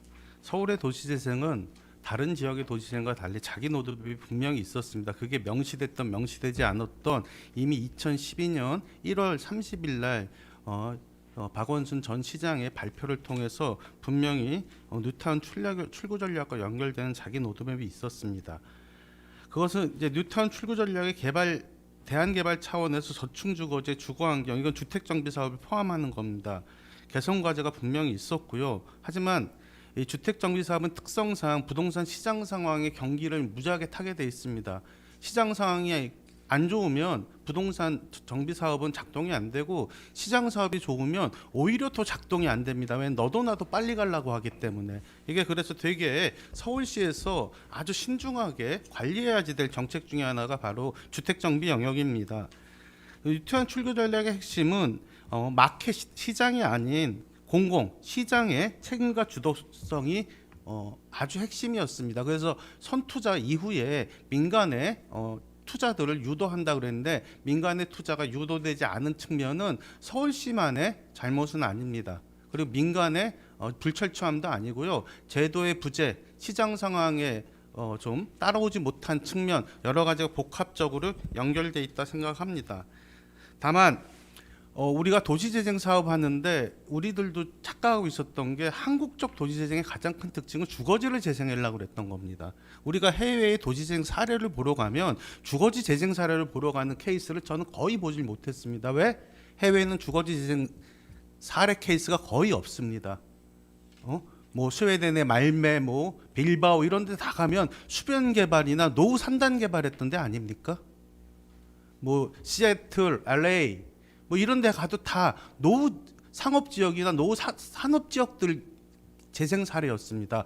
주거지 재생의 가장 유사한 사례들은 일본에 좀 찾아볼 수 있지만 한국처럼 광범위하고 대대적으로 한 주거지 재생 사례는 없습니다. 그 이유는 하나입니다. 한국은 재개발 재건축이라는 노후 저층 주거지 혹은 노후 아파트의 정비 사업이 도시 공간을 재구조하는 데 가장 핵심적인 정책이었기 때문에 한국에서 특히 서울에서 도시 재생을 얘기할 때는 주거지 재생을 빼고 갈 수가 없었습니다. 그만큼 난이도가 높았던 재생이었다는 거죠. 자, 그럼 우리가 모아타운이나 일반 도시 정비 사업으로 리턴한다고 과연 미완의 뉴타운 출구 전략이 완성될까요? 아주 냉정하게 말씀드리겠습니다. 현재와 같은 부동산 시장 상황이 지속되면 그 어떤 도시정비 사업이 작동하기가 어려울 겁니다. 아마 서울시가 최선의 노력을 해도 인허가 단계까지 가는 게 최대한의 로드맵일 겁니다. 땅은 파지 못할 겁니다. 땅을 파는 순간 비용이 발생하는데 그 비용은 누가 감당하느냐? 서울시가 감당하는 것도 아니고 중앙정부인 국토부가 감당하는 거 아니라 거기에 조합원들이 감당하는 겁니다. 조합원들은 손해가 나는 정비사업이 하지 않습니다. 그래서 지금 대규모 정비사업장도 막혀 있지 않습니까? 다만 우리가 지난 박원순 시장 때 뉴타운 출구 전략 때의 교훈을 받는다면 일방적으로 사업이 안 된다고 해제시킬 게 아니라 이 사업을 해야 돼. 소규모 정비 사업을 포함한 이런 사업을 해야 될 지역들에 대해서 관리할 필요들이 있다. 그냥 재개발해야 되는 지역이니까 방치해왔다는 게 그 기존의 사례다. 방치하지 말자. 도시는 정비를 하기 위해서라도 관리해야 된다. 방치하지 말자. 그리고 이 개발 사업이 가능해질 때, 흔히 얘기하는 소규모 정비 사업이 가능해질 때 순차적으로 개발할 수 있는 솔루션들을 더 갈고 다듬어야 된다. 옆에 과장님도 계시지만 지금 서울시 모아타운, 신통기획, 공공재개발 동시에 보낼 수 있습니까? 불가능한 얘기입니다. 그리고 그 동시에 보냈을 때의 주변의 전세가나 월세 상승은 서울시가 어떻게 감당합니까? 그 다음에 이주 수요 어떻게 감당합니까? 그 다음에 멸실된 주택 대비 신규 주택이 빠르게 공급됩니까? 결국은 우리가 더 이상 도시 공간의 재구조화, 즉 재생을 가지고 서로 희망찬 이상을 팔아먹지 말자. 정책하는 사람들은. 저는 박원순 시장의 뉴타운 출구 전략으로서의 주거지 재생 사업도 미완이었지만 지금 시장님의 신통기획, 공공재개발, 그 다음에 모아타운 그것도 미완의 전략일 수밖에 없다. 결국은 길고 장기간의 도시관리와 도시재구조화 정책을 어떻게 할 것인가 이런 것들을 잘 살펴봐서 정책을 구사해야 된다. 이 말씀을 드리고자 합니다. 감사합니다. 예, 감사합니다. 정확히 시간 잘 맞추셔서 고맙습니다. 자, 말씀 나중에 또 모아가지고 정해드리기로 하고요. 일단은 자 마지막 토론자분을 모시겠습니다. 우리 김기봉 서울시 균형발전 정책과장님 모시겠습니다. 네, 균형발전 정책과장 김기봉입니다. 참 우리 이병도 의원님께서 도시재생의 성과와 한계 그리고 미래 참 뜻깊은 자리입니다. 그리고 도문열 의원님 함께해 주셔서 감사합니다. 참 이렇게 말씀들 제가 들어보니까 참 고민들도 많이 하시고 진정으로 서울의 발전을 위해서 애쓰시는구나 하는 걸 느꼈습니다. 참 그렇습니다. 도시의 문제는 결국은 삶의 질이죠. 그리고 주거의 질 향상입니다. 여러 가지 그래서 우리 이병도 의원님께서도 이제 이렇게 오늘 토론을 하시는 것 같고요. 그래서 참 서울 시민들 요구 사항이 많습니다. 그리고 참 우리가 위원님들 그리고 정책을 하시는 뭐 저희나 그리고 연구하시는 위원님들께서 애쓰시는 덕분에 생각하고요. 자, 재생이 됐건 개발이 됐건 이것도 하나의 모든가 도시 재생에 저는 이렇게 생각합니다. 도시 재생 속에 개발이 있고 보존 관리가 있다. 그리고 시대적 상황에 따라서 경제적 여건에 따라서 정책은 전환해야 된다. 사실 주택 시장은 그 생물과 같습니다. 저희가 제 일례로 보면 제가 이제 97년도에 이제 우리 IMF가 일어나면서 급격히 주택 가격이 아주 곤돌박힌 적이 있고요. 그러기 위해서 이제 또 상승을 쭉 하다가 또 좀 이 상승할 무렵에 이제 이명박 시장님이 들어오셔서 뉴타운을 지정을 합니다. 제가 알기로는 한 2002년부터 지정해서 한 26개 정도 지정한 걸 알고 있습니다. 그래서 온 서울이 개발의 중심에서 집값이 폭등을 합니다. 그리고 2008년도에 이제 금융위기가 오죠. 금융위기 오면서 또 집값이 확 꺾입니다. 그리고 나서 뭐 그 동안에 이제 금융위기 전에 이제 은평 뉴타운이라는 뉴타운이 좀 더 개발을 하기 시작해서 입주 거의 무렵이 됩니다. 그리고 나서 이제 금융위기 이후에 굉장히 사업성 결여로 인해서 개발이 꺾입니다. 그러다가 이제 박원순 시장이 11년도에 말에 들어오시고 나서 12년도에 뉴타운 출구 전략이라는 것을 마련을 합니다. 그동안에 2009년도에는 뭐가 있었냐면은 용산 사태가 있었죠. 재개발에 대한 그 부분. 그래서 사업성이 결여되고 세입자 대책, 상가 세입자 대책이 없기 때문에 재정 창률이 그때가 참 16% 내외가 됐었습니다. 그러면서 박원순 시장이 들어오시면서 뉴타운 출구 전략을 발표를 2012년도에 하게 됩니다. 그리고 나서 35층 규제한 한강변을 하게 됩니다. 이것이 바로 이제 하면서 도시재생이라는 13년도에 도시재생법 특별법이 시행되면서 이제 서막을 올리게 되는 계기가 됩니다. 이것이 이제 하나의 변천 과정인데요. 그러고 나서 14년도에 창진 승인을 박원순 시장이 많이 거기 가보셨습니다. 가셔서 좀 더 활성화를 하자. 그리고 그쪽에는 봉제 그 미싱부터 해가지고 많이 동대문 상가 활성화를 위해서도 같이 연계를 돼서 거점 시설을 확보하게 되면서 도시재생을 시범사업 지구하면서 지금까지 52개 활성화 구역을 선정을 하고 현재 13개 지역을 뺀 나머지 39개 소외되는 활성화 계획 지정 고시를 하였습니다. 그러던 것이 그런 게 현재까지 그 쭉 진행 변천사였고요. 다만 이제 우리가 제가 허서도 말씀드렸듯이 시대적 환경과 경제적 요인 등이 바뀌기 때문에 또 바뀐다. 사실 일본이라는 곳은 도시재생은 개발과 보존 관리를 같이 했었습니다. 근데 저희는 이제 그 보존과 관리에만 신경을 썼었습니다. 근데 사실 그 보존과 관리만으로는 예산을 투입을 해서 효과적인 물리적 환경 변화를 개선하기는 한계가 있다고 봅니다. 그래서 지금은 어떤지 이제 또 그 이후에 주택 가격이 상승하면서 사업성이 확보되니까 이제 개발이 또 가능하게 됐습니다. 또 상승기가 됐죠. 주택 시장은 누르면 누를수록 더 시세가 확장이 되고 주택 가격이 뛰는 게 주택 시장이고 또 개발을 하라고 하면 할수록 또 잘 안 되는 것들, 수요 공급이 참 맞춰나가기가 참 어려운 부분이 주택 시장이라고 말씀드리기 있고요. 지금은 이제 우리 백혜영 그 센터장님, 정광섭 처장님 말씀하신 부분들 많이 몸담고 있었습니다. 의욕적으로 추진했고요. 그 당시는 또 맞았고요. 사실 또 우리가 결과론만 따지고 보니까 그런데 이분들 애쓴 거 맞고요. 그 시대는 맞았습니다. 근데 그걸 돌아다 보니까 현재 이제 어떤 상황이 저가 됐냐? 이제는 또 그게 바뀌었습니다.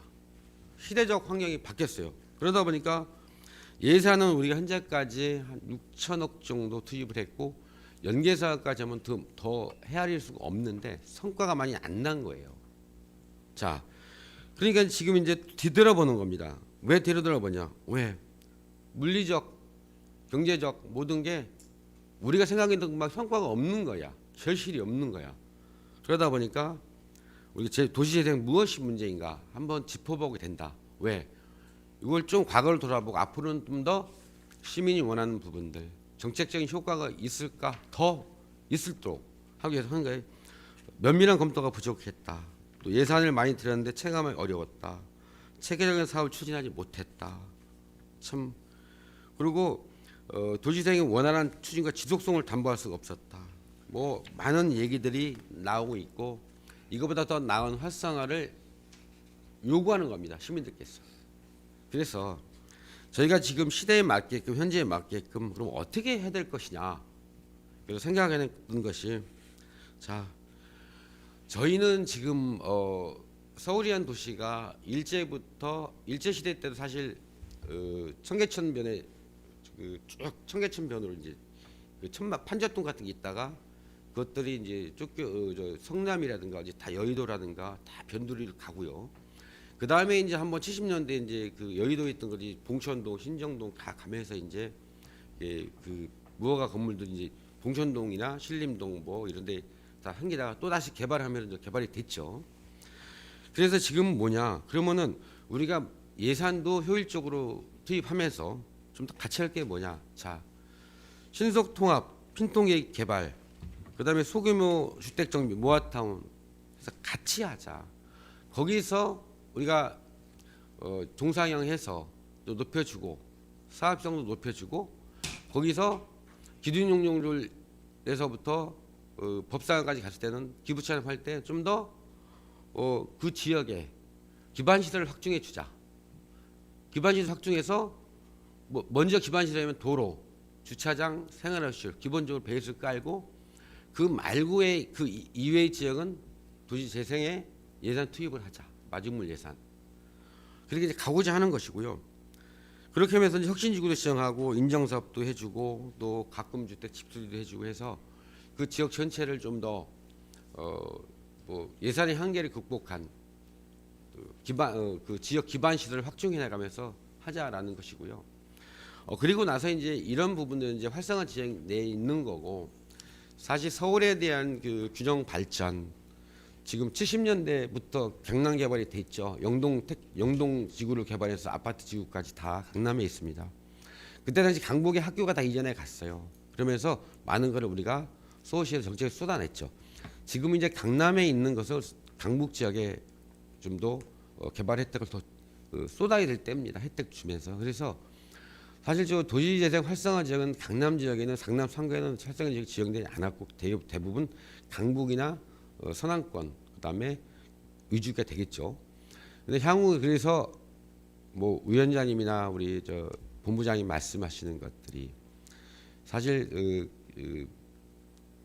저기 강북 지역에 뭐 상계, 창동, 홍릉 그다음에 이제 서부권에 와서 그 은평에 이제 혁신파크, 수색 상암 역세권 그리고 내려와서 영등포 일대 그다음에 독산동 우시자 뭐 가산동의 지벨리 그리고 금천 쪽까지 되겠죠. 그러고 나서 이제 쭉 뭐 동작도 있고 뭐 강동도 좀 있습니다. 일부는 다만 이제 자 저개발 지역 세태 지역을 어떻게 균형감 있게 발전하냐 그리고 경제 기반 그러니까 경제 거점 신경제 거점을 해 나가고 그래서 이제 균형감발전 본부가 이제 5개 권역으로 과가 이제 나눠져 있습니다.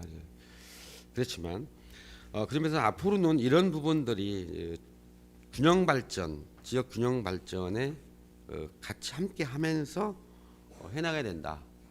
그렇게 했고요.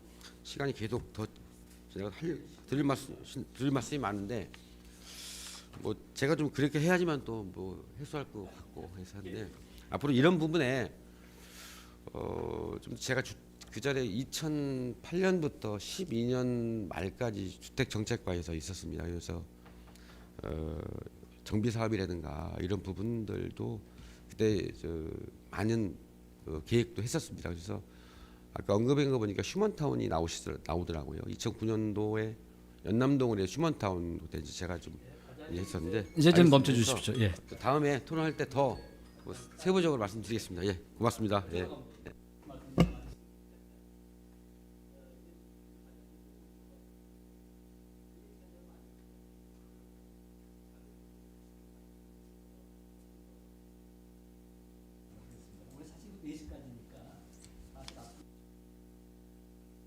자, 그러면 우리 멀리서 오신 우리 정광수 차장님, 아까 많이 하셨죠, 그죠? 네, 말씀 좀 더 하십시오. 네. 그다음에 좀 끝나면 유창수 교수님 좀 더 하시고요. 뭐 아까 좀 마무리 멘트가 아니라 의견이 하나 남았었는데요. 제가 오늘 두 분 발제하신 윤 박사님하고 최 박사님 의견을 들어보니까 그런 생각이 좀 들었어요. 그러니까 서울시가 지난 시간 동안 많이 해왔다. 그러니까 눈에 보이는 것들이 약하다고 해서 어떤 성과가 없는 건 아니거든요. 충분히 성과가 있고 어쨌든 현재는 민선 8기 와가지고 약간 좀 가치 제향이 좀 약간 차이가 나는 새로운 오세훈 시장님이 오셨으니까 기존에 해왔던 거를 리뷰를, 왜냐하면 서울시 광역센터가 너무 갑자기 없어졌고 여러 가지 자료가 많은데 리뷰를 해볼 시간이 없었던 것 같아요. 그럼 리뷰를 좀 충분히 해서 잘했던 것들을 좀 뽑아내고, 그러니까 더하기가 아니라 앞으로 뭐를 더 해야겠다가 더하지 말고 충분히 많은 걸 해왔으니까 이제 좀 덜어내고, 야 이것만큼은 현재 민선 8기 오세훈 시장님의 정책에다가 더해도, 이것만큼은 더해도 더 시너지를 발휘해서 성공할 수 있겠다. 이런 것들을 좀 담아서 갔으면 좋겠다는 생각이 저는 계속 들었어요. 이 생각이 좀 들면서 뭘 좀 말씀드리고 싶으면, 최근에 이제 경기도도 김동연 지사가 이렇게 오면서 더드림이라는 사업이 만들어졌어요. 그러니까 이재명 지사 때도 없었던 경기도용이 다시 만들어졌는데, 남경필 지사가 있을 때 만든 경기도용 사업이 이재명 지사 때는 없었고 지금 김동연 지사가 와서 새로 생기면서 공모 사업하고 가이드라인을 어떻게 내보내냐면 아예 가이드라인이 없어요. 하고 싶은 거 제대로 할 수 있는 거 한 가지 두 가지라도 그 지자체에서 제대로 할 수 있는 거 한 가지만 200억을 쓰고 싶으면 200억, 1억을 쓰고 싶으면 1억, 이거를 제안해라라고 만들어놨거든요. 이게 이제 유연성을 좀 발휘한 거죠. 이런 측면에서 좀 맥락이 상통할 것 같고요. 끝으로 저는 이제 오늘 좋은 시간이지 않습니까? 책 한 권을 좀 제가 소개시켜드리고 싶어요.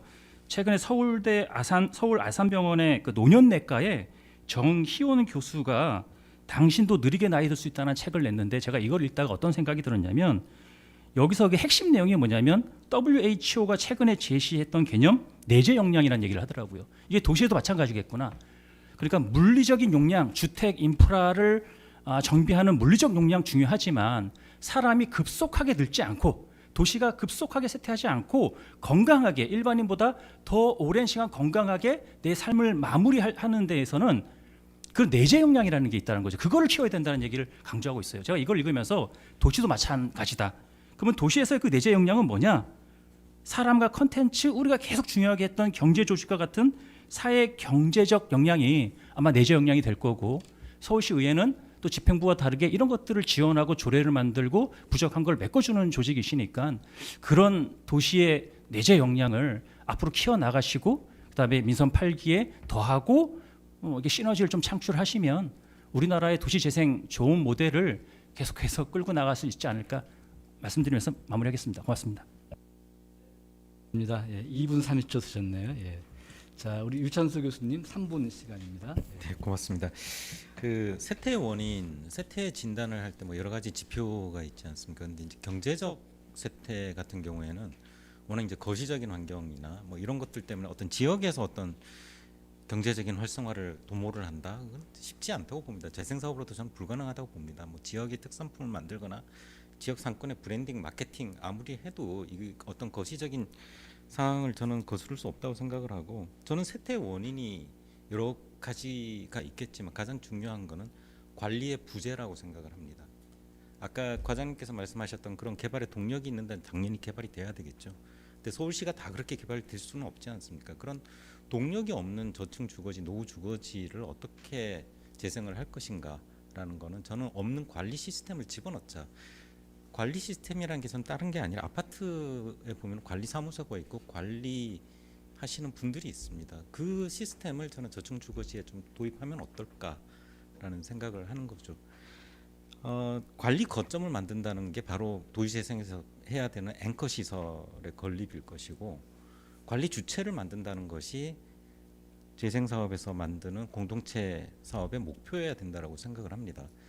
서울시에서 CRC 사업을 지원을 했었고 국토부에서 마을관리 협동조합 지원 사업을 했습니다. 근데 이제 서울시의 CRC를 들여다보면 사업형 CRC는 무슨 생산자 협동조합, 소비자 협동조합에 지나지 않았고요.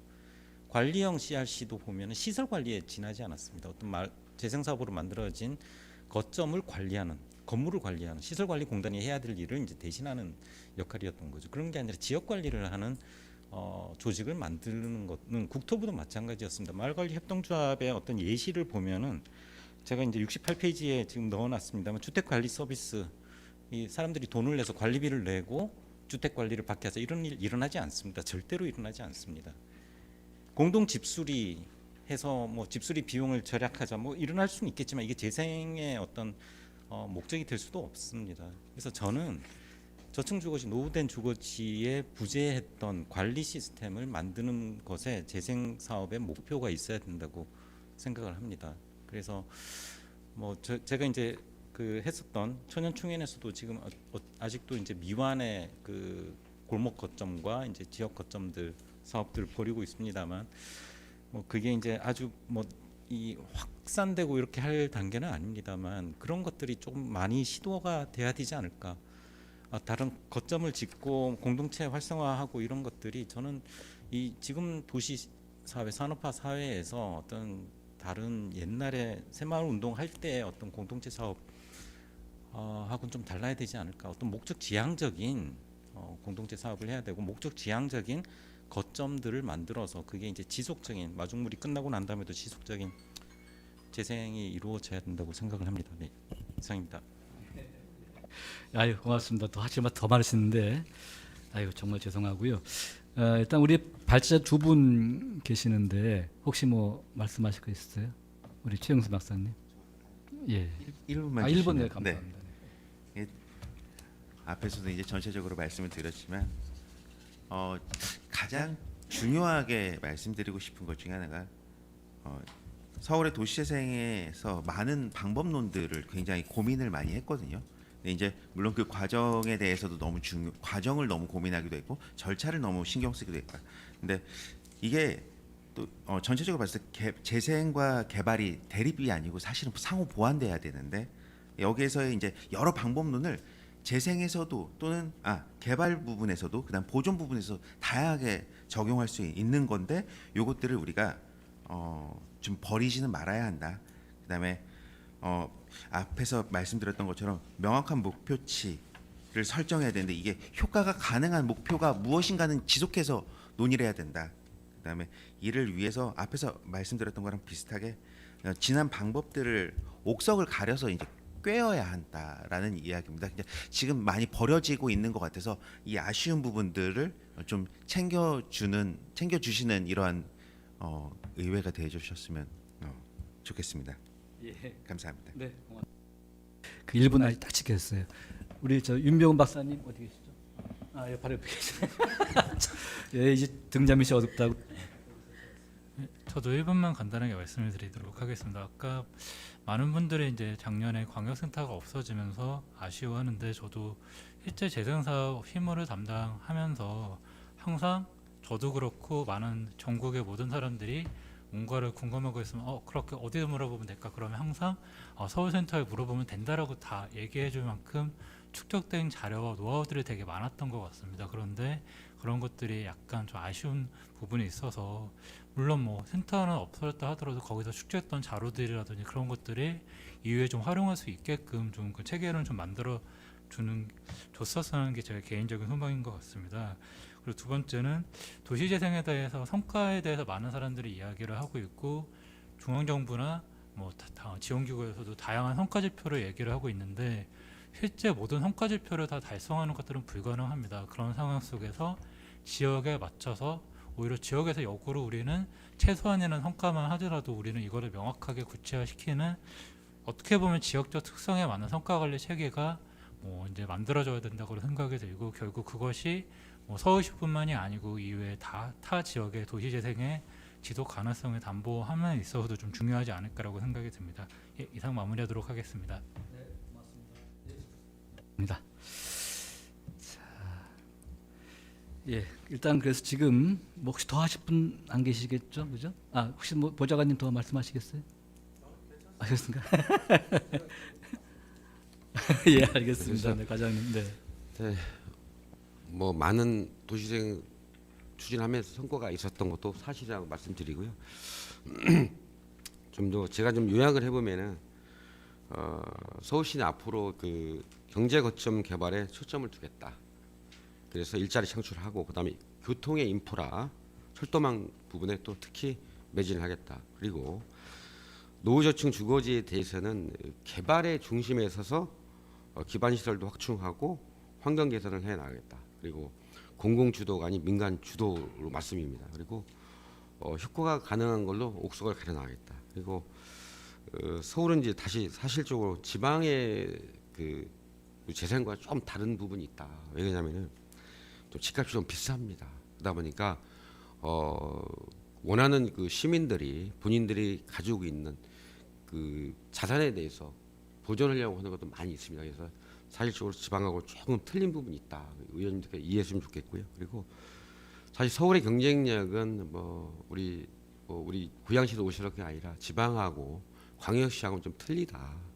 도시 재생에 있어 지방은 사실적으로 성공할 확률이 높지만 지금까지 한 것처럼 하지만 좀 서울은 조금 더 개발의 중심에 서서 기반 시설을 확충해 나가면서 주민들 환경 개선에 초점을 두고 또 개선해 나가겠다는 걸 말씀드립니다. 이상입니다. 예, 정말 고맙습니다. 자, 일단 이렇게 해서 저희 우리 두 분의 발제자님 또 다섯 분의 토론자의 말씀을 다 들었는데요. 많이 아쉽지만 정말 시간이 좀 없는 게 더 아쉽습니다. 자, 우리 그 위원장님 뭐 또 하실 말씀 없으세요? 예, 자, 우리 서울시 의원님들 그 하실 말씀 없으세요? 있으실 것 같은데요? 예, 이범도 의원님, 예.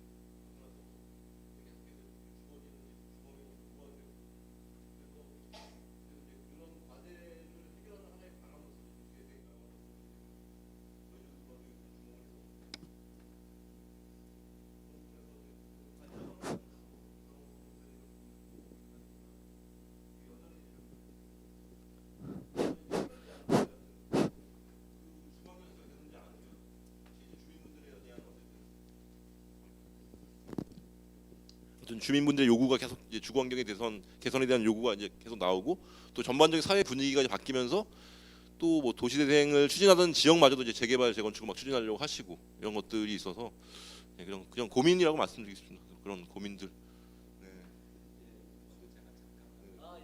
우리 장수 교수님, 예. 그 어떤 도시건 그러니까 원도심이 재개발 전부 다 전면적인 개발이 돼서 완전히 다른 도시로 바뀐 사례는 없습니다. 아시겠지만, 그러니까 서울시의 기조가 앞으로 이제 저층 주거지를 개발 위주로 이제 진행을 하시겠다고 말씀을 하셨는데 그 개발에 동력이 없는 곳이 분명히 존재한다라는 거죠. 아무리 인센티브를 주고 하더라도 지금 서울시 인구는 점점 줄어들 것이고 주택은 이미 이제 많이 지어진 상태고. 그러니까 개발의 동력이 없어졌을 때 또 우리는 어떤 재생 정책을 가지고 서울을 들여다 봐야 될까라는 것을 고민해야 된다라는 거죠. 어쩌면은 저는 개발이나 이런 모아타운이나 이런 것들은 민간의 영역이라고 봅니다. 정책의 어떤 결과로서 만들어진 부분도 있겠지만은 그 개발의 동력은 순전히 개발 이익이 나오는 지역이냐 안 나오는 지역이냐, 이게 재생 사업을 집어넣어 가지고 할 수 있고 이런 부분이 아니라고 생각합니다. 저는 재생 사업이 천착해야 될 부분들은 그런 개발의 동력이 없어서 앞으로 이 노후된 주거지를 어떻게 해야 될까라는 고민이 집중이 되는 곳에 저는 재생 사업의 고민이 있어야 된다고 생각을 합니다. 예, 보좌관님, 예, 말씀하시죠. 길게 말씀 안 드리려고 했는데 저는 제 반성의 의미에서 도시재생을 부동산 시장과 분리시켜서 사고할 수 없다고 판단을 내렸습니다. 특히 앞에 이제 위원장님도 계시고 이병도 시의원님 계신데 현장에서 그 주민들의 민원을 들을 수밖에 없는 현실 정치인 입장에서는 이게 되게 민감한 영역이기도 합니다. 다만 이런 말씀 좀 드리고 싶습니다. 서울시 도시재생은 부동산 시장 영역에 따른 변동이 되게 클 겁니다. 그래서 금리가 폭등을 하게 되면 오히려 과거에 뉴타운 해제해달라고 하듯이 하는 목소리가 나올 수도 있고요. 또한 금리가 폭락을 해갖고 저금리 상태가 됐을 때 또 광범위하게 집값 상승과 이어지면서 우리 집을 개발해달라는 민원이 나올 수 있는 양날의 검 같은 영역입니다. 전 그렇기 때문에 주거지 재생을 하지 말자 아니면 정책에서 배제하자 이렇게 얘기하기는 현실적으로 어렵지만 오히려 행정과 시가 중심을 잡아야 되는 거는 주택시장 변동에 따른 즉자적인 정책을 넘어서 시장 가격이 높아질 때는 구역 지정을 좀 세게 가지고 인허가를 빨리 가지고 시장 상황이 안 될 때는 해제 같은 거 해주는 이러한 왔다 갔다 하는 즉자적 정책을 넘어서 시장 변동성에 좌우되지 않는 재생 정책에 즉 회복력 중심의 재생 정책을 좀 잡아야 된다고 생각합니다. 그거를 이제 아까 얘기했던 측면에서 보면 우리 최영선 박사께서 얘기했던 그 점단위 개발이라든지 선단위 개발 같은 점단위 개발의 대표적인 사례가 바로 주민 생활 SOC나 그 다음에 소셜 하우징 같은 청년들을 위한 부담 가능한 주택이 아니겠습니까? 또한 아까 윤병훈 박사님께서 얘기했던 회복력 중심의 재생 사업이 바로 재난에 대한 대응력 강화, 지역사회 대응력 강화 사업이 아닐까 생각을 합니다. 그리고 주거지 재생은 시장 상황에 맞게끔 좀 여유를 가지자고 행정도 얘기해야 될 것 같고요. 정치인도 얘기해야 될 것 같고요. 또한 개발 사업에 약간 부정적인 입장을 가진 저 같은 사람도 여유를 가지고 지켜봐야 된다라고 얘기해야 될 것 같습니다. 다만 공간은 변화해야 된다는 큰 틀에 대해서 저희들이 동감한다면 저는 도시재생이 개발이냐 아니면 수복이냐 이거는 중요한 관점이 아니라고 생각합니다. 이상 마치겠습니다. 예, 고맙습니다. 자, 그다음에 이제 저희가 지금 시간이 한 이제 10분 정도 남아 있는데요. 여기 유튜브 중계되고 있죠. 예, 그 유튜브 그 계신 분들 뭐 발언 기회 얻을 수 있나요? 우리 진행하시는 분 어떻게 유튜브 들어올 수 있나요? 지금 말씀하실 수가 있어요? 아, 그건 안 되죠. 알겠습니다. 예, 그러면 알겠습니다. 예, 자 그러면 이제 10분 남아 있는데요. 저도 이제 토론자 한 사람으로서 조금만 좀 말씀드리고 그리고 이제 일단 그에 앞서 가지고 우리 5분 말씀하신 내용들이요. 또 우리 이제 이병도 의원 말씀하신 것까지 포함해 가지고 오늘 그 토론과에 나온 얘기들 한번 전화대로 이렇게 한번 생각해 봤어요. 많이 말씀해 주셨는데 일단 우리 그동안에 도시재생 해온 거 우리 이제 보통 1세대라고 얘기하잖아요. 근데 그동안 10년간의 도시재생한 거 자꾸 못했다 그러는데 잘한 것도 상당히 있다. 그렇죠? 그리고 이제 그런 것들을 그거 했던 걸 그냥 버릴 게 아니라 그 성과 관리 체계를 좀 구축하자라고 하는. 그래서 그동안 어떻게 성과가 되었는지 그것도 그냥 기록에 남기고요. 센터는 없어지더라도 역사는 남아 있어야겠다.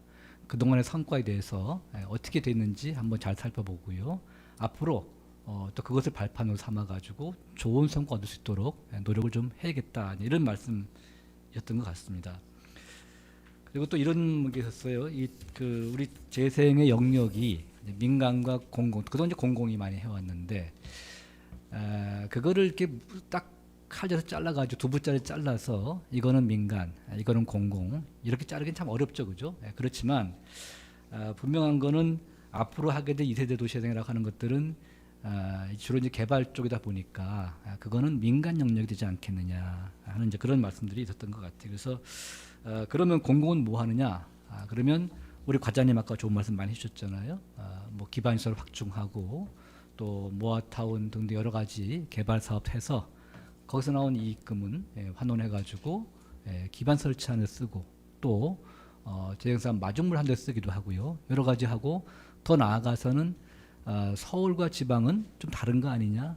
그리고 특히 서울 같은 경우는 과거의 재생사업도 중요하지만 앞으로 경제라고 하는 면 이거 생각해가지고 우리가 이제 우리 법 보면요, 우리 도시재생 특별법이죠. 도시재생 특별 활성화하면 전 특별법. 이 법 보면 제 1조의 목적이 나오는데 그 법의 제정한 목적인 거죠. 보면은 첫 번째가 이제 자생적 성장 기반의 확충, 그다음에 두 번째가 이제 도시 경쟁력 향상, 세 번째가 지역 공동체 회복이지 않습니까? 근데 그동안 우리는 그 세 번째인 지역 공동체 회복은 참 잘했어요. 많이 했고, 그래서 그걸 거기에 뭐 사실 어떻게 보면은 너무 많은 시간과 비용을 들였다라고 하는 그런 또 비판일 수도 있습니다만, 그러나 다른 한편 보면 최소한 그건 잘했다라고 하는 거죠. 그래서 인적 기반을 충분하게 다져놨다. 자, 그렇다 그러면 앞으로 그것도 버리는 건 아니고요. 지역 공동체 회복도 잘 해나가고 그동안 못했던 거, 지역의 자생적 성장 기반의 확충, 또 이제 우리 도시 경력 그 향상시키는 거요. 근데 우리 그 과장님께서는 그 부분을 많이 말씀하셨던 것 같아서 그 도시 경쟁력 그 향상이라고 하는, 성장이라고 하는. 그래서 근데 그런 걸 통해 가지고 5개 권역에 대해서 경제 거점도 육성시키고요. 사실 뭐 일본이 한 게 뭐 꼭 답은 아닙니다만은 거기는 과거에도 우리처럼 했습니다.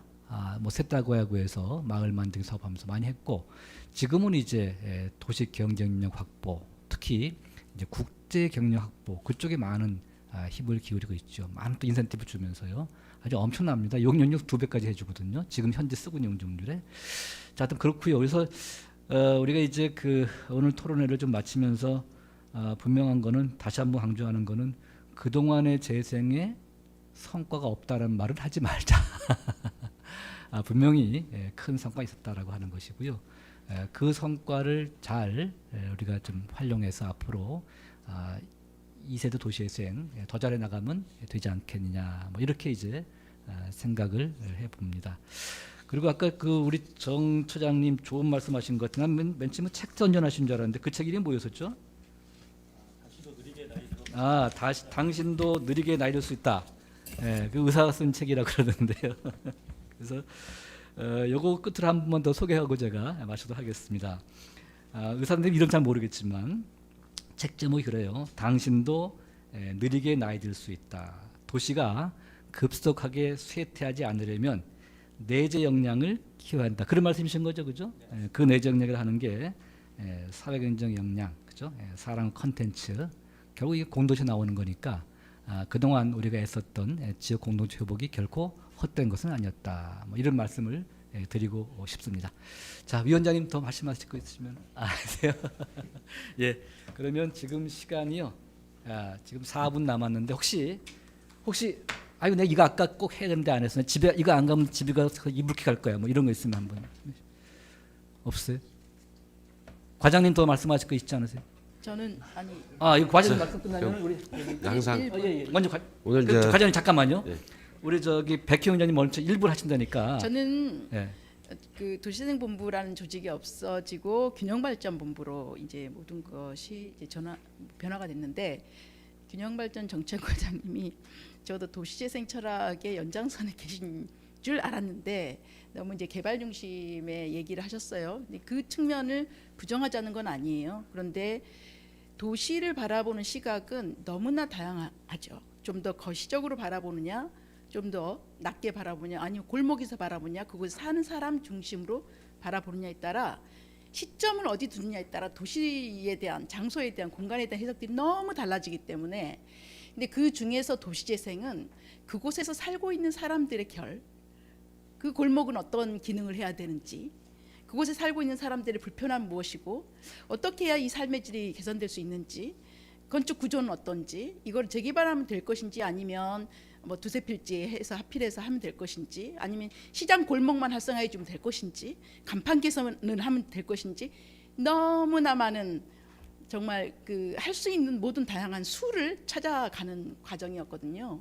그래서 균형발전은 강남에 비해서 강북을, 그게 아니고 그 지역 다움, 그곳에 살고 있는 사람들이 정말로 그 지역에 살고 있는 것을 자랑스러워할 수 있는 지역을 만드는 것이 균형발전의 핵심일 것이다 라고 강조하면서 정책과장님의 의견에 조금 이견을 제시해봅니다. 아예 뭐 우리 센터장님 말씀 100번 찬성합니다. 동의합니다. 자, 우리 과장님. 우리 뭐 센터장님 말씀 동감하고 3분 이내로 해주십시오. 다만 이제 우리가 이제 시민이 원하는 개발을 합니다. 그렇게 공공이 주도를 할 수는 없고요. 거기에서 나올 때, 개발이 원할 때 거기서 나오는 인센티브를 가지고 지역에 개발을 원하지 않는 주민들을 위한 기반 시설을 확충해주고 거기에 또 예산을 덧붙여서 생활 SOC를 확충해 나갔다는 거고요. 오늘 그 고귀한 의견 반영해서 앞으로 그 우리가 시민 행복한 서울 만드는데 저도 열심히 우리 저 도문열 위원장님 그리고 우리 이병도 의원님과 같이 함께 나가도록 하겠습니다. 고맙습니다. 네. 네, 정말 그 시민이 행복한 서울 만드는데 우리가 오늘 좀 일조한 거죠? 예. 자, 그러면 오늘 토론회 모두 마치겠습니다. 고맙습니다.